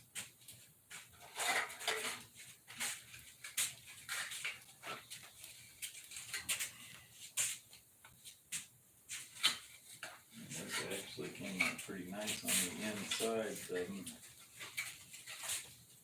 But that was 2 different experiments. This was wrapped with more cloth. See, the nice thing about This had less cloth. what I got for the windy molds, it has an outside mold, so that it's smooth inside and outside. Yeah. I mean, not that it matters, it's, Well, I wasn't in a aerospace machine shop when I, you know, so making an outside mold to fit these perfectly is beyond my capabilities. not really, you could do it. I got faith in you. I'm not gonna spend 6 months in here machining on that little mill with no DRO or anything like that, trying to come up with that. It was hard enough just to make those molds right there, and I can live with a rough outside. But see, you can make an outside mold with that. Yeah. I could. That stuff there, I mean, machining is out. with But that I have stuff. to have something to build up for the thickness. Yeah. Simple. You know what I mean? So I'd have to. Wax it. Use that dental wax. They sell wax sheets in different thicknesses. You put it on there. Yeah, you'd probably do it like that. Wrap it around it. And Yep. Then cast it up. Then undo it. See, when I first saw Danny's mold, his bell crank mold, I thought, man, they did a hell of a job machining that out. It's this. yeah. Now that stuff's phenomenal when it comes to that, but it's all about dollars. Yeah, cubic dollars. Cubic dollars, how much do you want to spend? I mean, just that resin alone, that's $150 there Yeah, to pretty much make one mold. right. So you figure if you was wanting to go into production, you're gonna want 5 or 10 molds Yeah. at $150 a pop.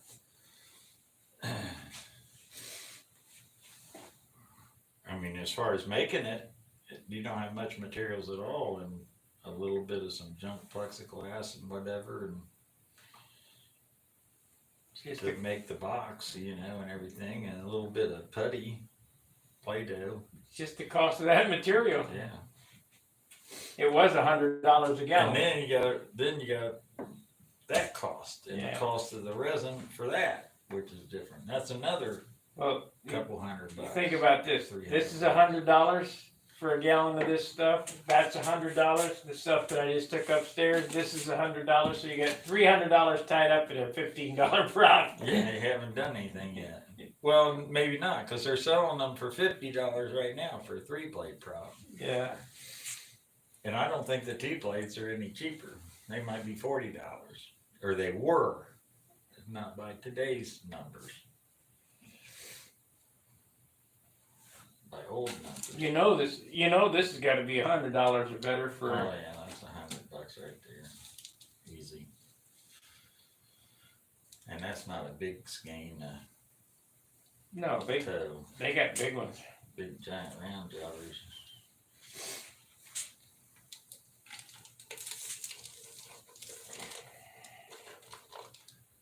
This is 12K is what this is. I think Danny had 40K, didn't he? Yeah, he had some higher number. 12K is not a lot. That's 12,000 fibers in the strand. That's unbelievable, isn't it? So here's the strand. I think this is the same stuff. But you start looking at these real little teeny fibers, they're smaller than a hair. I can't even grab a single one.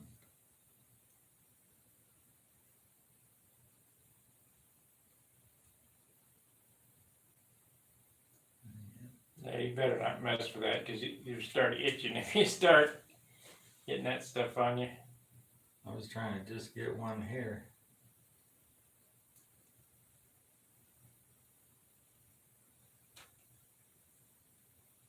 I got a hair there, but I can't even see it. No, you can't. I can't see it from here. That'd be good for magician's cord.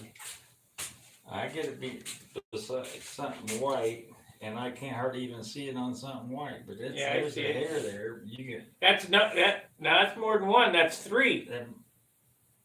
It may be. And I lost the doggone thing. I lost it. I can't find it. Well, that's how fine they are. There's 12,000 of those little strands in this one thing. It's about a 1/4 inch wide, a 64th of an inch thick, or maybe even less than that. Yeah, you had more than one there because on the end I saw it fraying out. So maybe more than three. I can't even get a. No, stop right there. I lost it. Yeah, it's right It's here. floating right here. But there's more than one on that. I don't see how they make this stuff. Look at the end. There's more than one. I see two so far. Let's see, 1, 2, 3. There's 6 or 8 strands in that. Let's see. I can count like 5 right off the bat. Oh yeah, maybe 10. I mean, there's a bunch of little.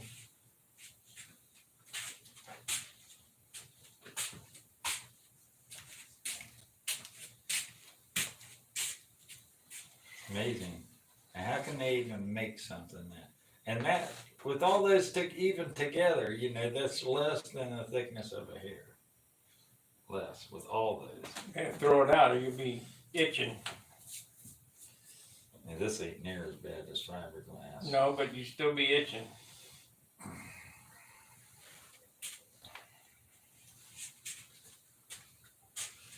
But whatever we do, we'll make a mistake somewhere along the line. Well, grab the camera, and I'm going to take this skein of carbon in the mold and put it in my carpet. You grab the camera, we'll go upstairs, and I'll put another coat of dope on that. All right.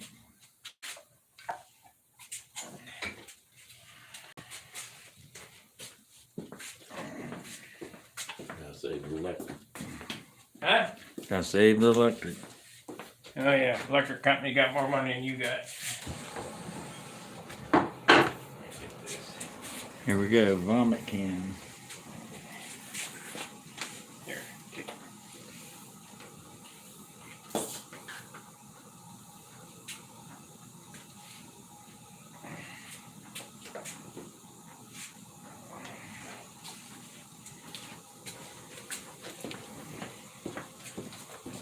And actually, you can see your way out of here in the dark with that camera. Oh, they're good. The cameras are good.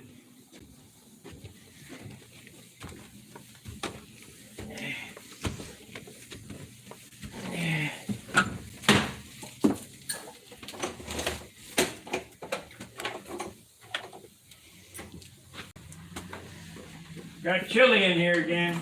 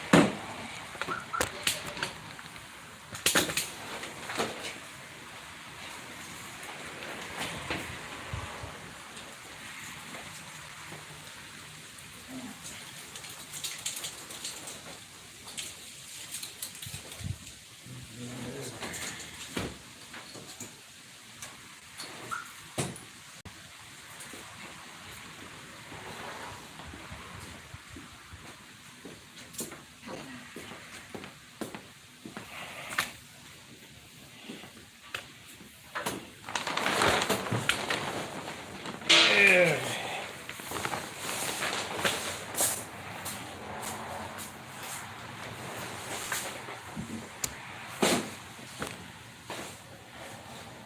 $14 and $10. 4 of you guys are sleeping. Wake up. Hit the thumbs up. I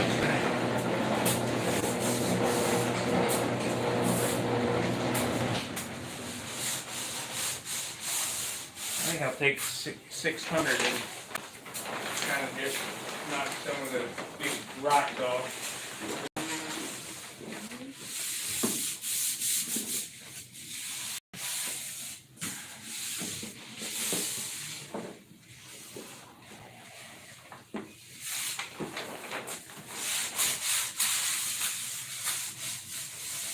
It'll save you down the line.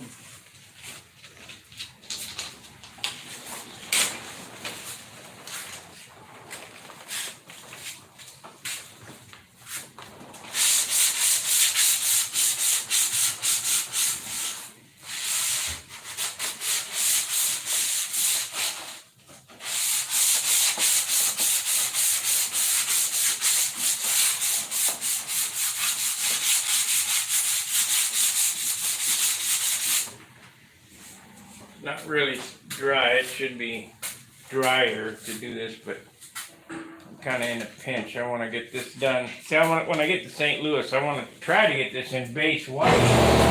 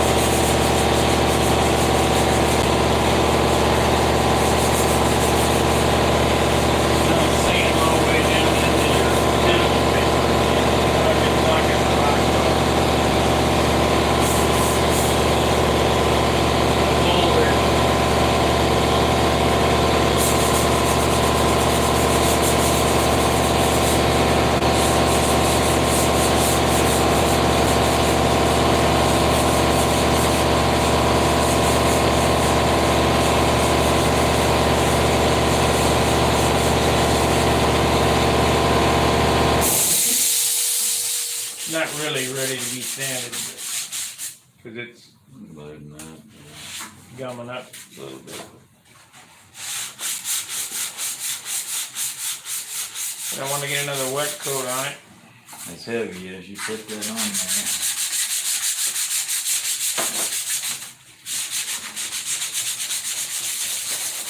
As heavy as center can be. Yeah. It's still knocking it down. Taking the high spots off of it.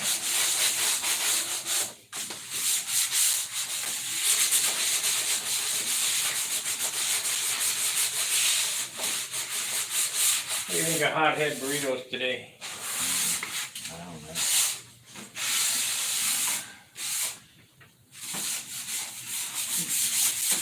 I got money.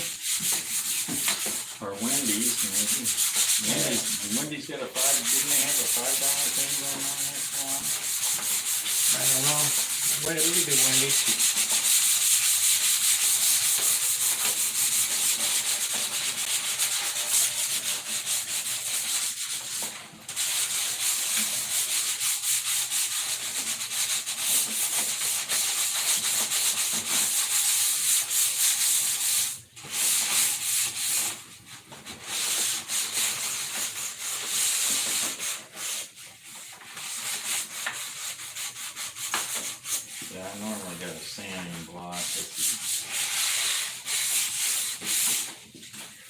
Yeah, we're not really sanding, we're just knocking down the rock.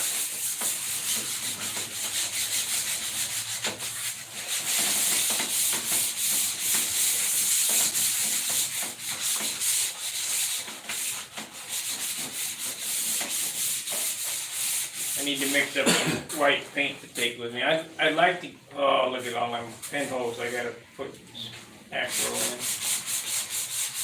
Where I took the pin and stuck it down in there. Yep. Yeah, you're gonna have that. I'm not doing any of these open bays. That's all right. I'm not gonna do any open bays either. I'm just doing the hardwood spots.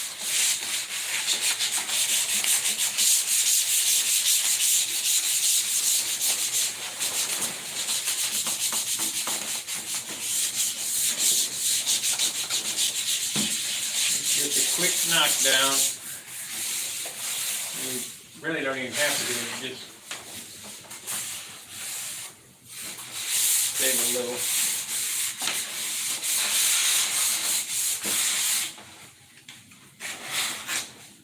You know, after getting this all done and looking at it, it looks, you know, how the fuselage was kind of goofy. Yeah. I sanded it, looked pretty good.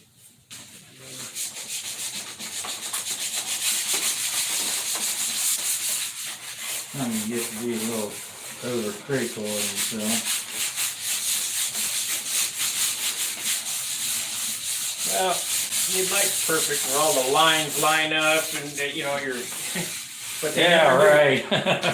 I was looking at your molded piece down there. You know where you draw the center line in it and then make the former and it should sit right. They never do. They never do. I don't care what you try.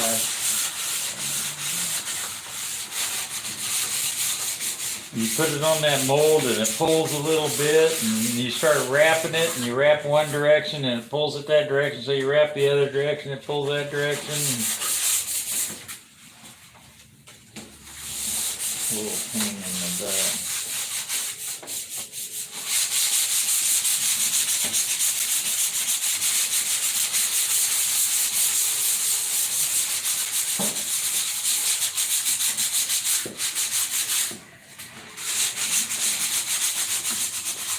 Of course, I'll stand.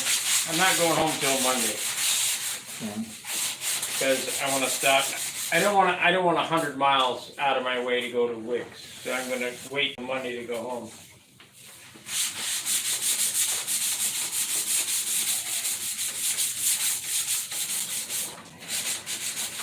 Yeah, and you gotta go through there Monday through Friday because they're not open on the weekend. Right.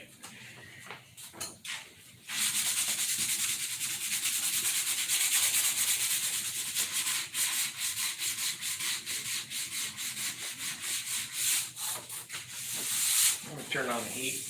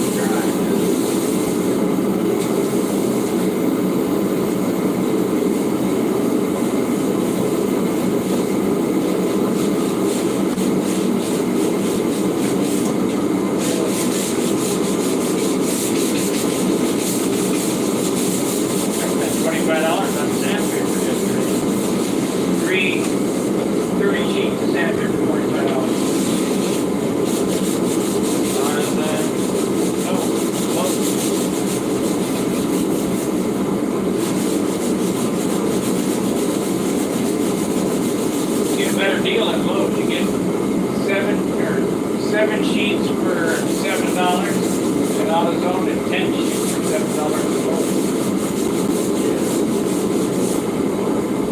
I went to Ace, and that's where I got my 600 curtains at Ace Hardware, and I only got 5 sheets for $7.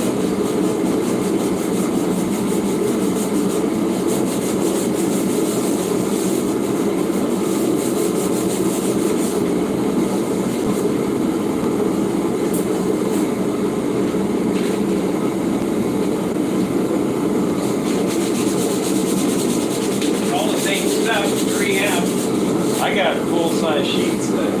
Yeah, $10 bro.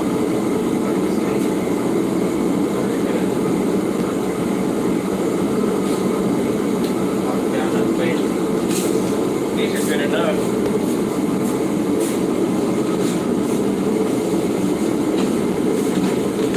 Yeah, those are pre-cut for PA or Landing block. Here, take it a piece. Got rocks in it, John. man.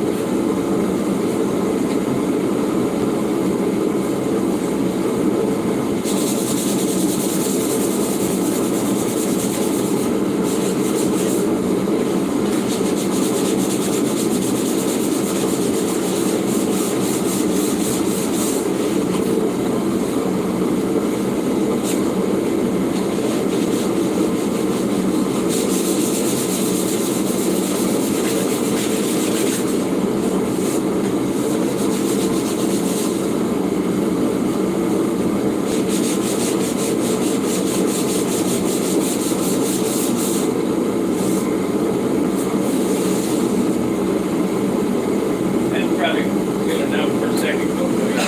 Yeah. Dust was all gone.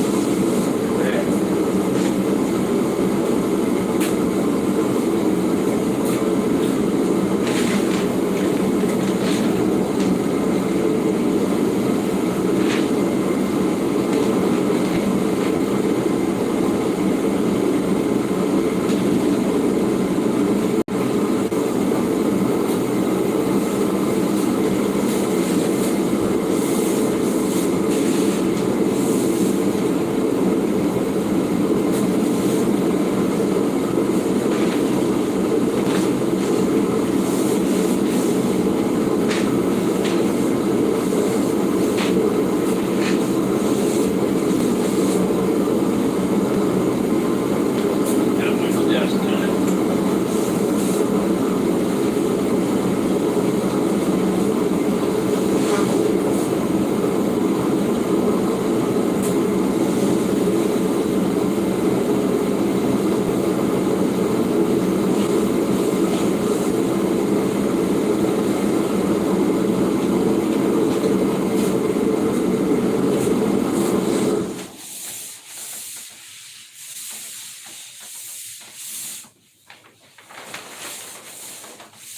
There you go, dust on it, really.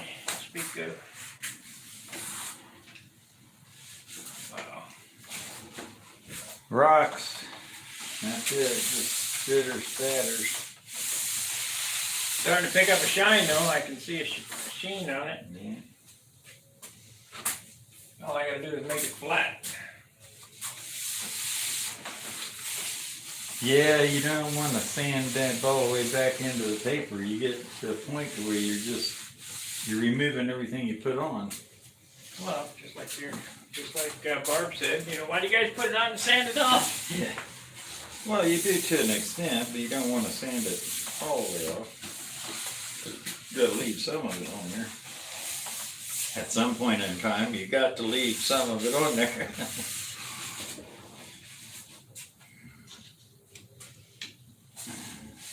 So you can tell just in that fiberglass area how much wider that is now than it was before. Yeah. It won't take much white paint to make it white.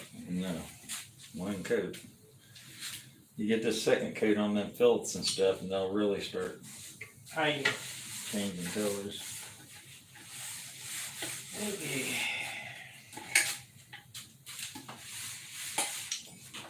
Which side did you- I don't think I'm gonna get all this clear on today. This is actually 3 coats worth.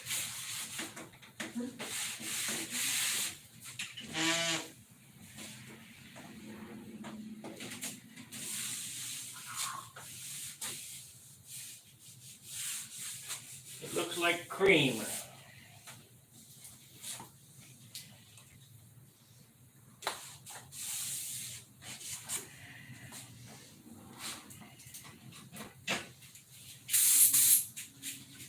Okay.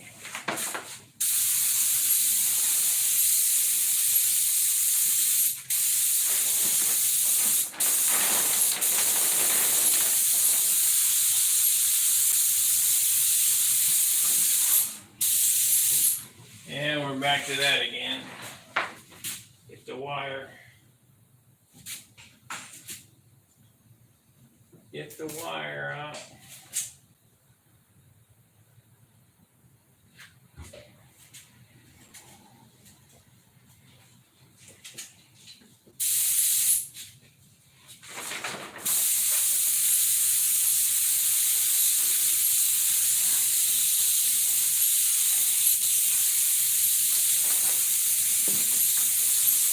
I don't know, you could probably get another coat on that today.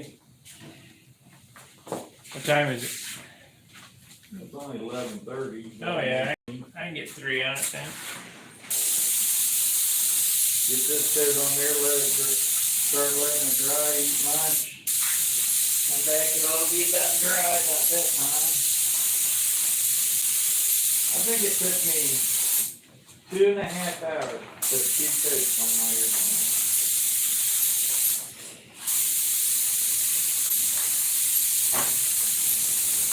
That was, putting the coat on there, letting it dry, putting the coat on.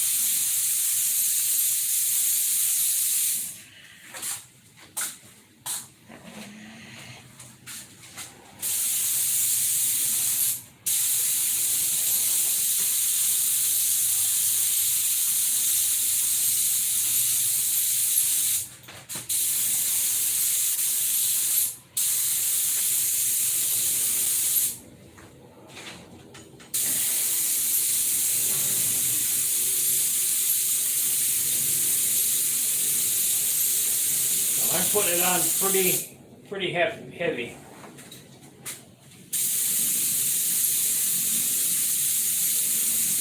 Because I got no paint on this thing. Well, we're going to have some big issues up here. Lots of aqua green on the nose.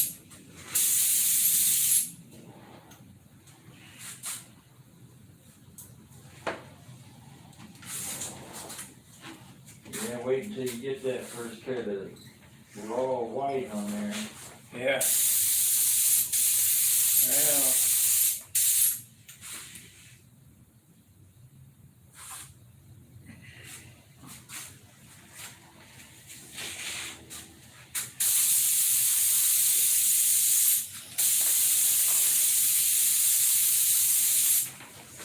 I know.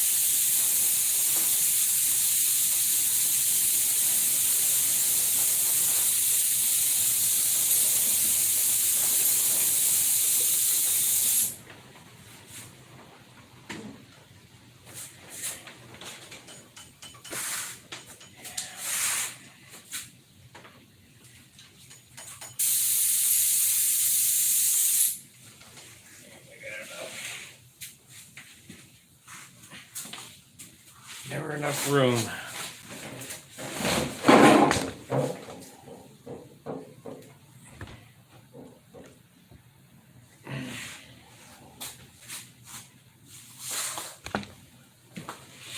Never enough room.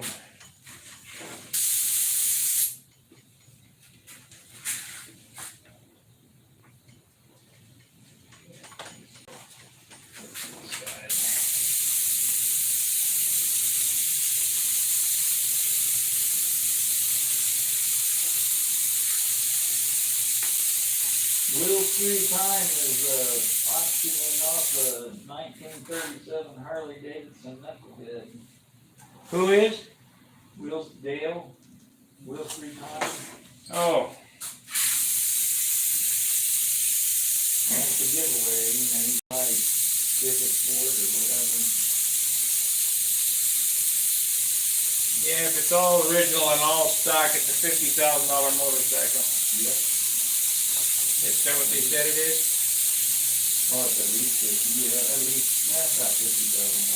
Anyway. It's not 100%. You know, Gary Surdike is the guy who bought the dealership that I worked for, that was bought from Dale's Harley Davidson in Effingham, Illinois. And I used to go and talk to Dale all the time. That's the guy who's running that is his son now. Right. But I used to go to, he had a Harley Davidson cement mixer. Yeah. He's got a Harley Davidson airplane over there that Yeah. he ran up the other day, and he wasn't going to lift it off the ground, but he taxied it. Yeah.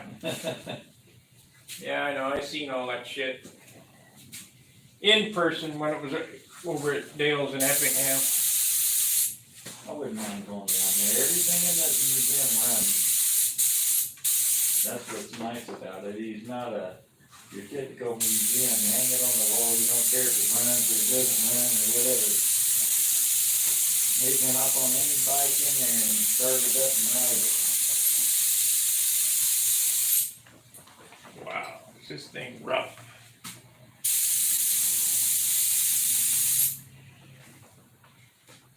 My airplane is pretty rough, John. And once at that stage. You're just now seeing that stuff, but you couldn't see that stuff before. Well, you see big ones.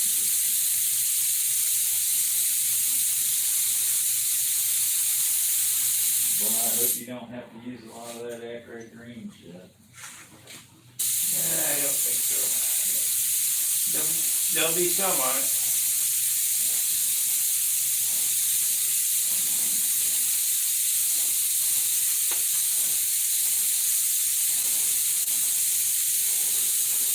That stuff is 1 pound, 16 ounces for 1 tube. Yeah, yeah.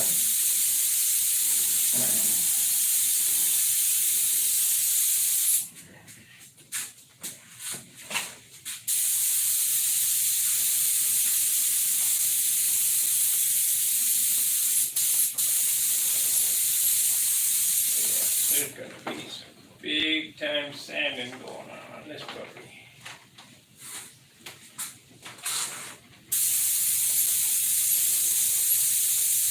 Got some nice runs on the nose here. Well, everything will sand out. It's just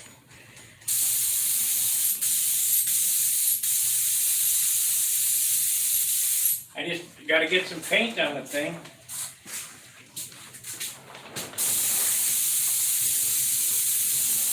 Got to have paint on it. Well, you're spraying enough thinner on it, that's for sure. Oh yeah, it's like 1,000,000% thinner.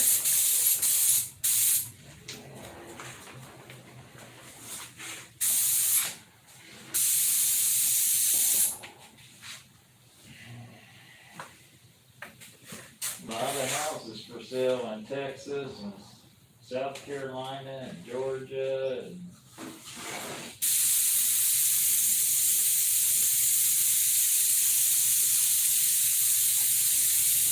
I can't tell you how many calls a week I get for people wanting to buy my house.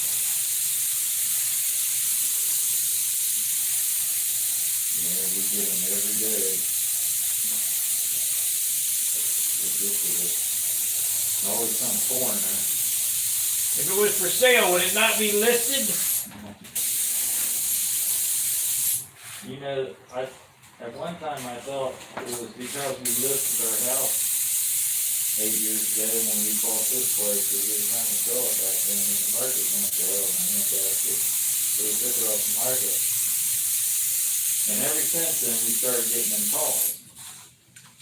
And we thought that was the reason, but now I find out that everybody's getting the doggone calls, and it doesn't matter whether you had your house on the market recently or not. They're just going through whatever, you know, the information online, the houses, and calling everybody.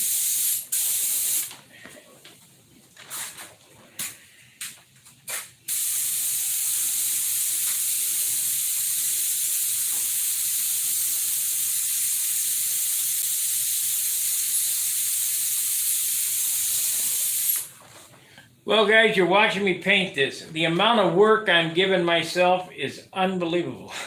There will be hundreds of hours of enjoyment sanding all this off.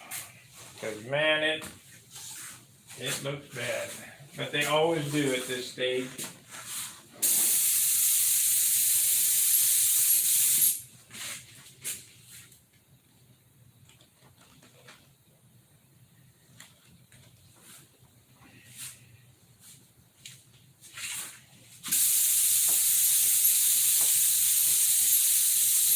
I'm going to take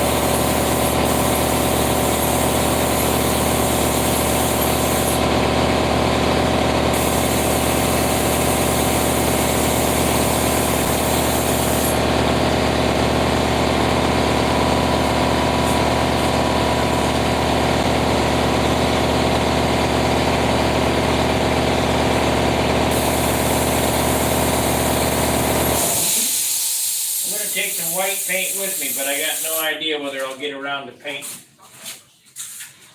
Because there's a lot of fuck-ups.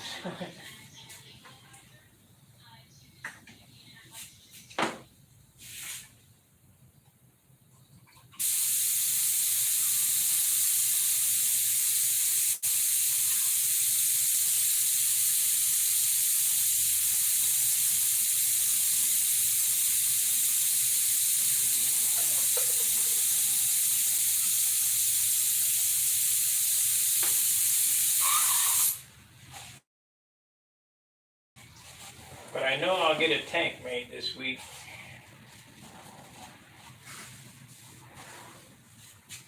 Alright, at least I think I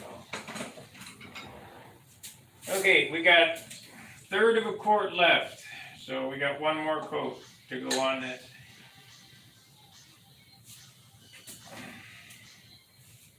It's mostly thinner.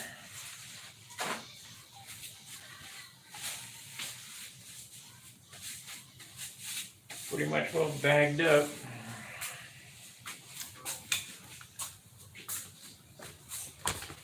Let's see, anybody say anything? We got no super chats. Takes more than a guy, thanks. Whatever that means. Sure eats up paint. My Viking. Yeah. Hey, Chris, great. Eats up dinner. Yeah, for every gallon of paint, you need 2 gallons of thinner.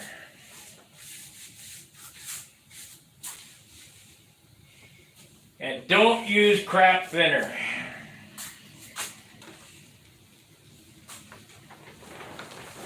Use the right stuff.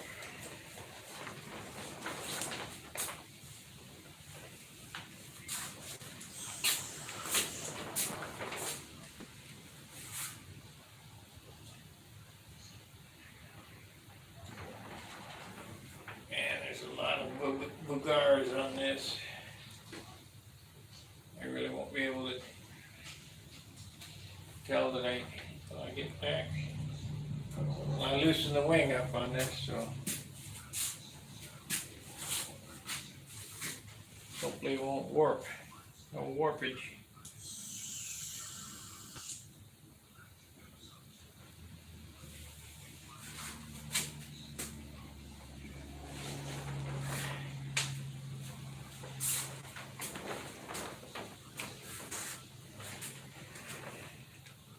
Back half is white, front half is orange and red, green.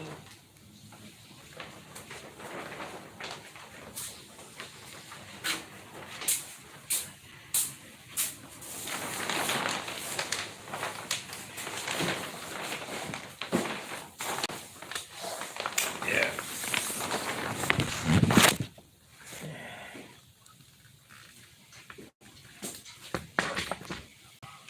And John is getting an education there.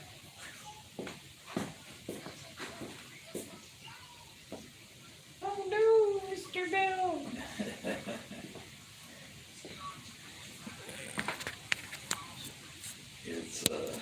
It's ridiculous what's on here. Well, Steak's video got 2,100 views in about. You know, now we're getting so close to the doggone elections, it's all election crap over and over and over again, the same bull. The narratives, the blaming each other, the lying, they all do it. Yeah. It don't matter whether they're Republican or Democrat or whatever. That John Featherneck, he is. That guy there, he's a boob. He's a nut. He's never had a real job in his whole life. Still lives at home with his mom and dad. Yeah. Now, sometime or another, you want to get out.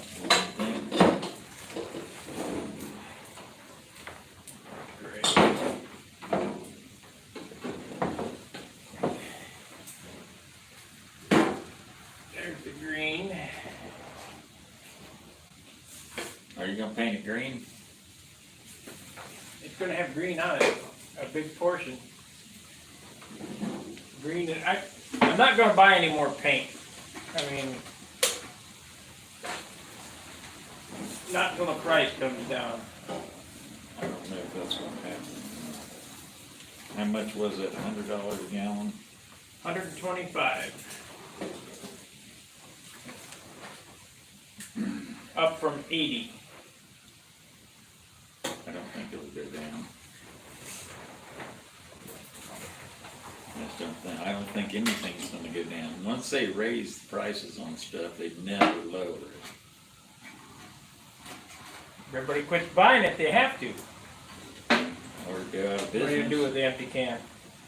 Leave the lid off of it and let it air out, and then I'll throw them away. I got 3 or 4 of them back there. I was gonna use them for fuel tanks, but they're too much of a pain in the butt. I wanna get my... This gallon of clear is no good, right? Yeah. That's what stuff turned to jello. $50. I had a gallon that did the same thing. I had 4 quarts of it that did it. I've never been opened. Went and opened them up and found out that they were all shot. All turned to jello.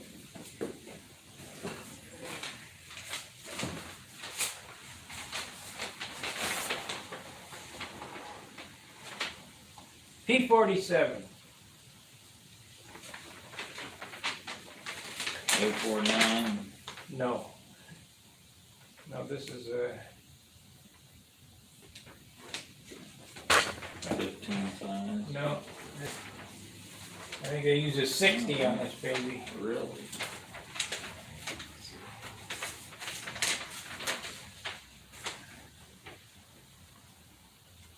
It's like a spark ignition. Yeah, this is an old time. This is not a stunt plane, it's a scale. 1-to-1. Doesn't see him. That's a 929 or something like that. Foster, Forster.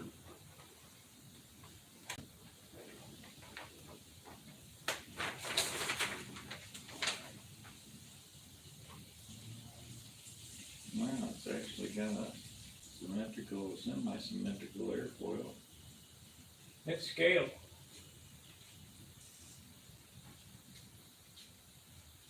Little teeny wing, just like that real thing.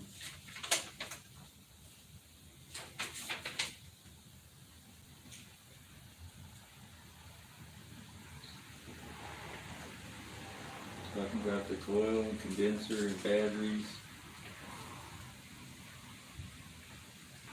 This is back when men were men. They could build. Yeah, if this is all you got. Probably coming on print wood.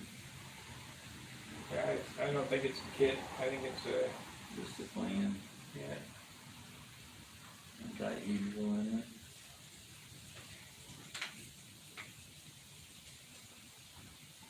I mean, If you were into old time scale, or do they have any such thing in scale, or is it just? it's just scale. This is scale. It probably wouldn't fly with a dam. When that happen, they don't have enough elevator and wing and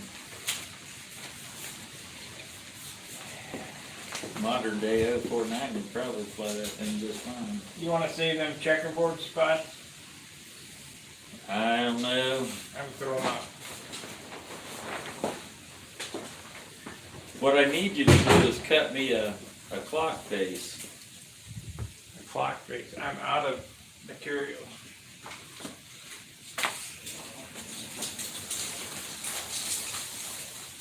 Hey, Wow. Tucker. Okay, so we got yellow.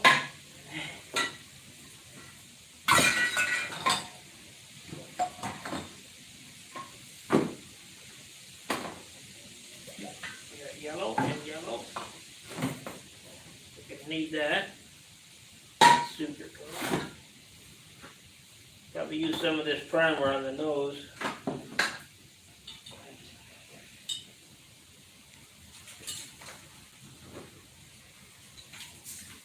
Don't know what color red that is.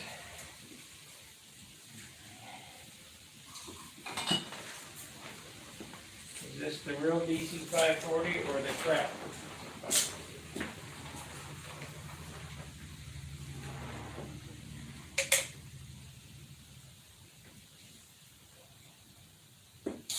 I got a couple of cans of this. That's all I got, and I got that some of that other stuff.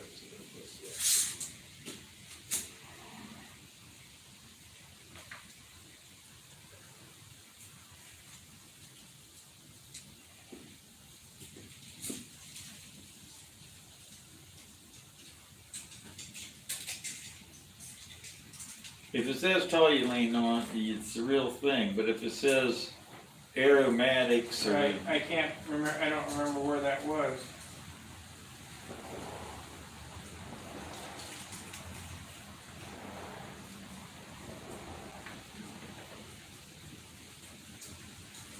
Oh yeah, contains ketones, toluene, and xylene. This is the good stuff. That. I got a partial can here.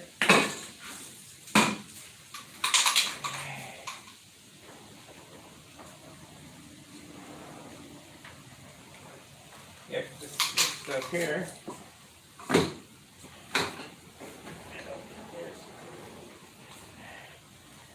Thunderbolt material. Empty can.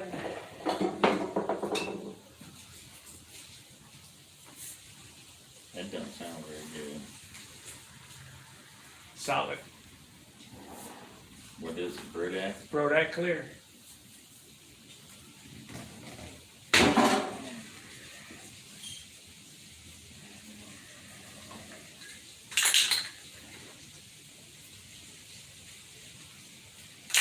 This is the good stuff. Now look at my orange. Here's the green. I got about 3/4 of a quart of green. That Brookins green? Huh? Is that Bob's green? Yeah.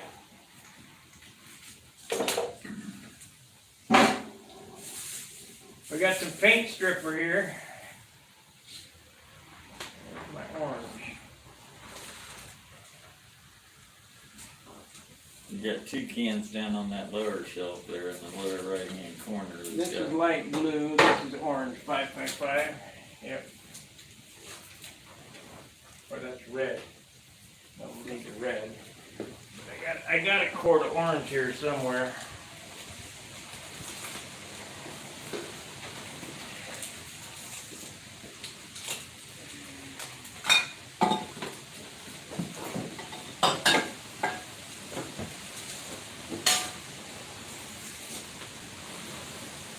I like the orange because it covers good.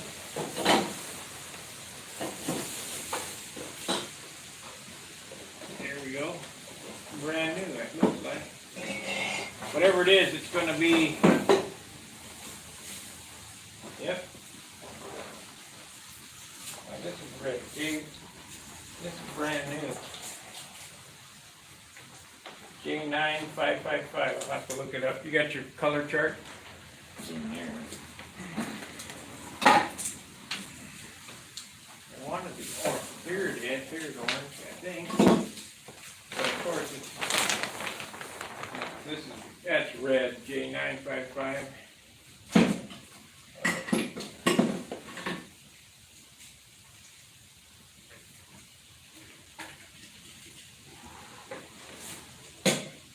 Exactly red. 9555 is Cadillac red. I guess it ain't gonna be orange, it's gonna be Cadillac red and green.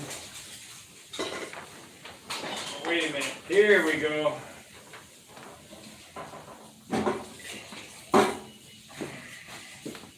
I got enough orange mixed up right here. Oh yeah, you got enough to do two whole airplanes.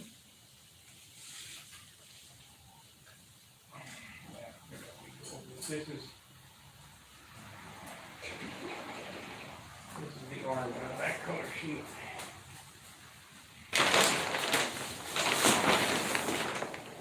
Aeronautica. What? Aeronautica orange. Yeah, whatever the bright orange is.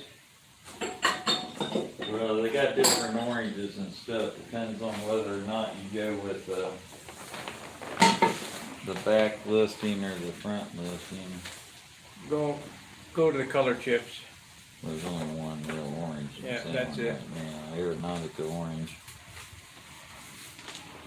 That's it. Let's see, where's insignia red? That's Cadillac red.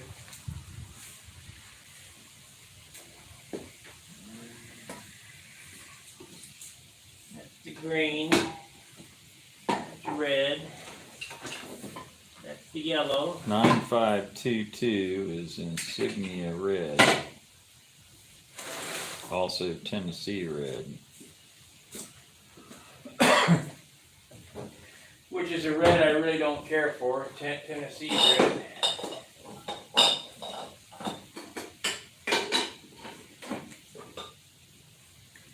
Is this a muffler for the mic?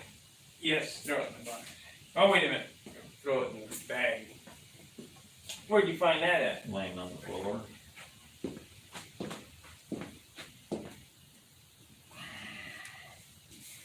This is insignia white. What, you know how much of this it takes to paint an airplane? More than, more than,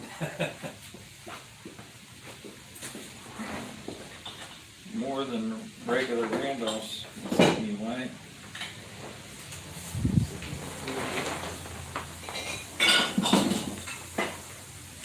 You know, this isn't a full color chart. I wish they'd had all these other colors on there too.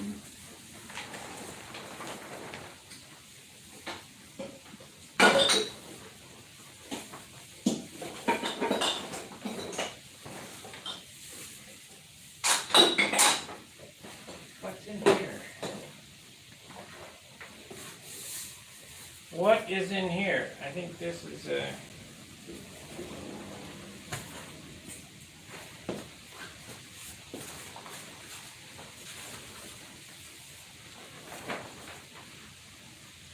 This is the last piece of that $15 a sheet Japanese tissue.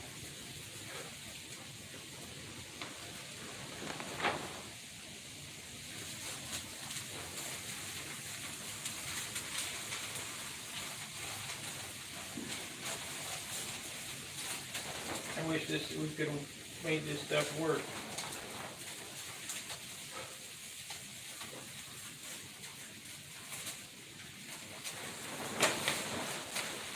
You did, didn't you? Yeah, I used it on the Tucker. I'm talking about on the wings. We couldn't cover a wing with it, remember? Yeah.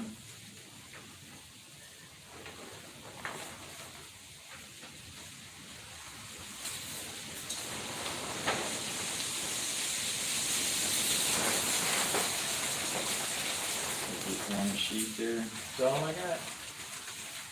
enough to do a fuselage. You're more than welcome to it.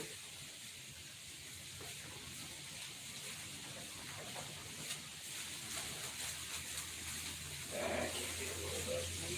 Don't want to roll right. Leave it here, I'll iron it down. See, they came up with a new insignia white. Pure white, refrigerator white. No, that ain't it. The new insignia white. You're letting the leaves in. I don't have any trees. Take them, bag them up, take them over to your neighbor, dump them on the porch. Yeah, I know. The guy down here never rakes his leaves up. He lets them all blow into everybody else's yard. Hey, I could put this on it. There you go. Hey, that's it. Put that on for a base and a top coat. Just like any 2K clear, 2K primer.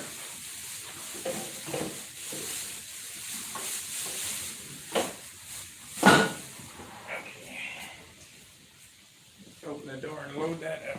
I gotta get some white. Don't let me forget white, because just in case I get the paint this weekend.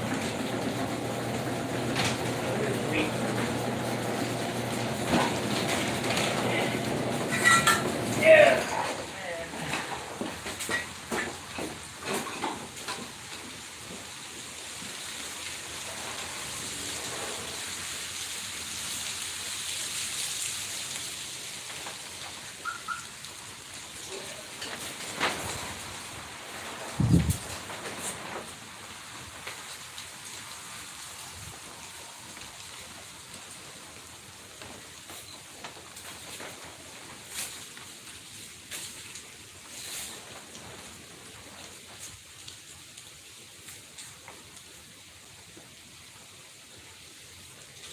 Sorry guys, I gotta blow some of these leaves out dry.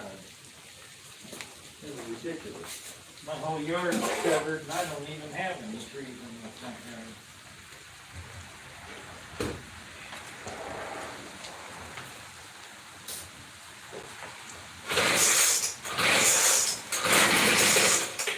And they're all over your yard.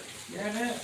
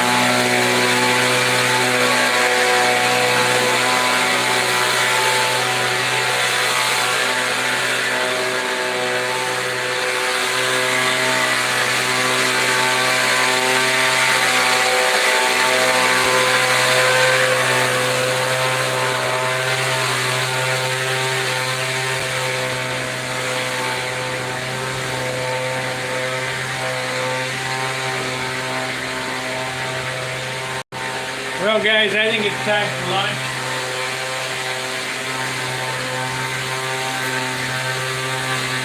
John is attacking the neighbor's leaves. I'm going back in his yard.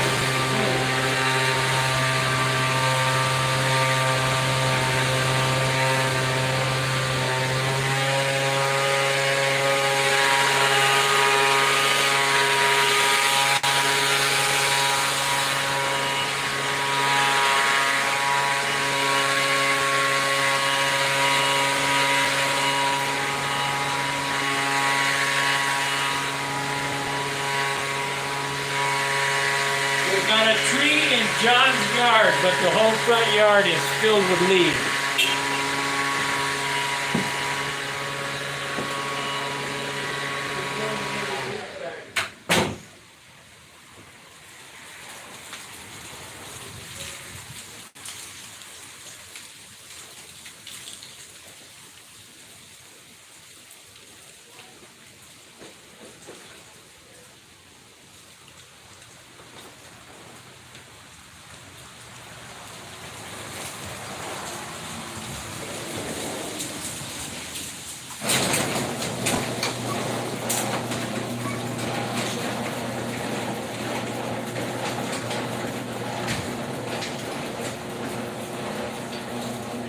Blow them into the circle out there. I'll blow him out of it, don't worry about it.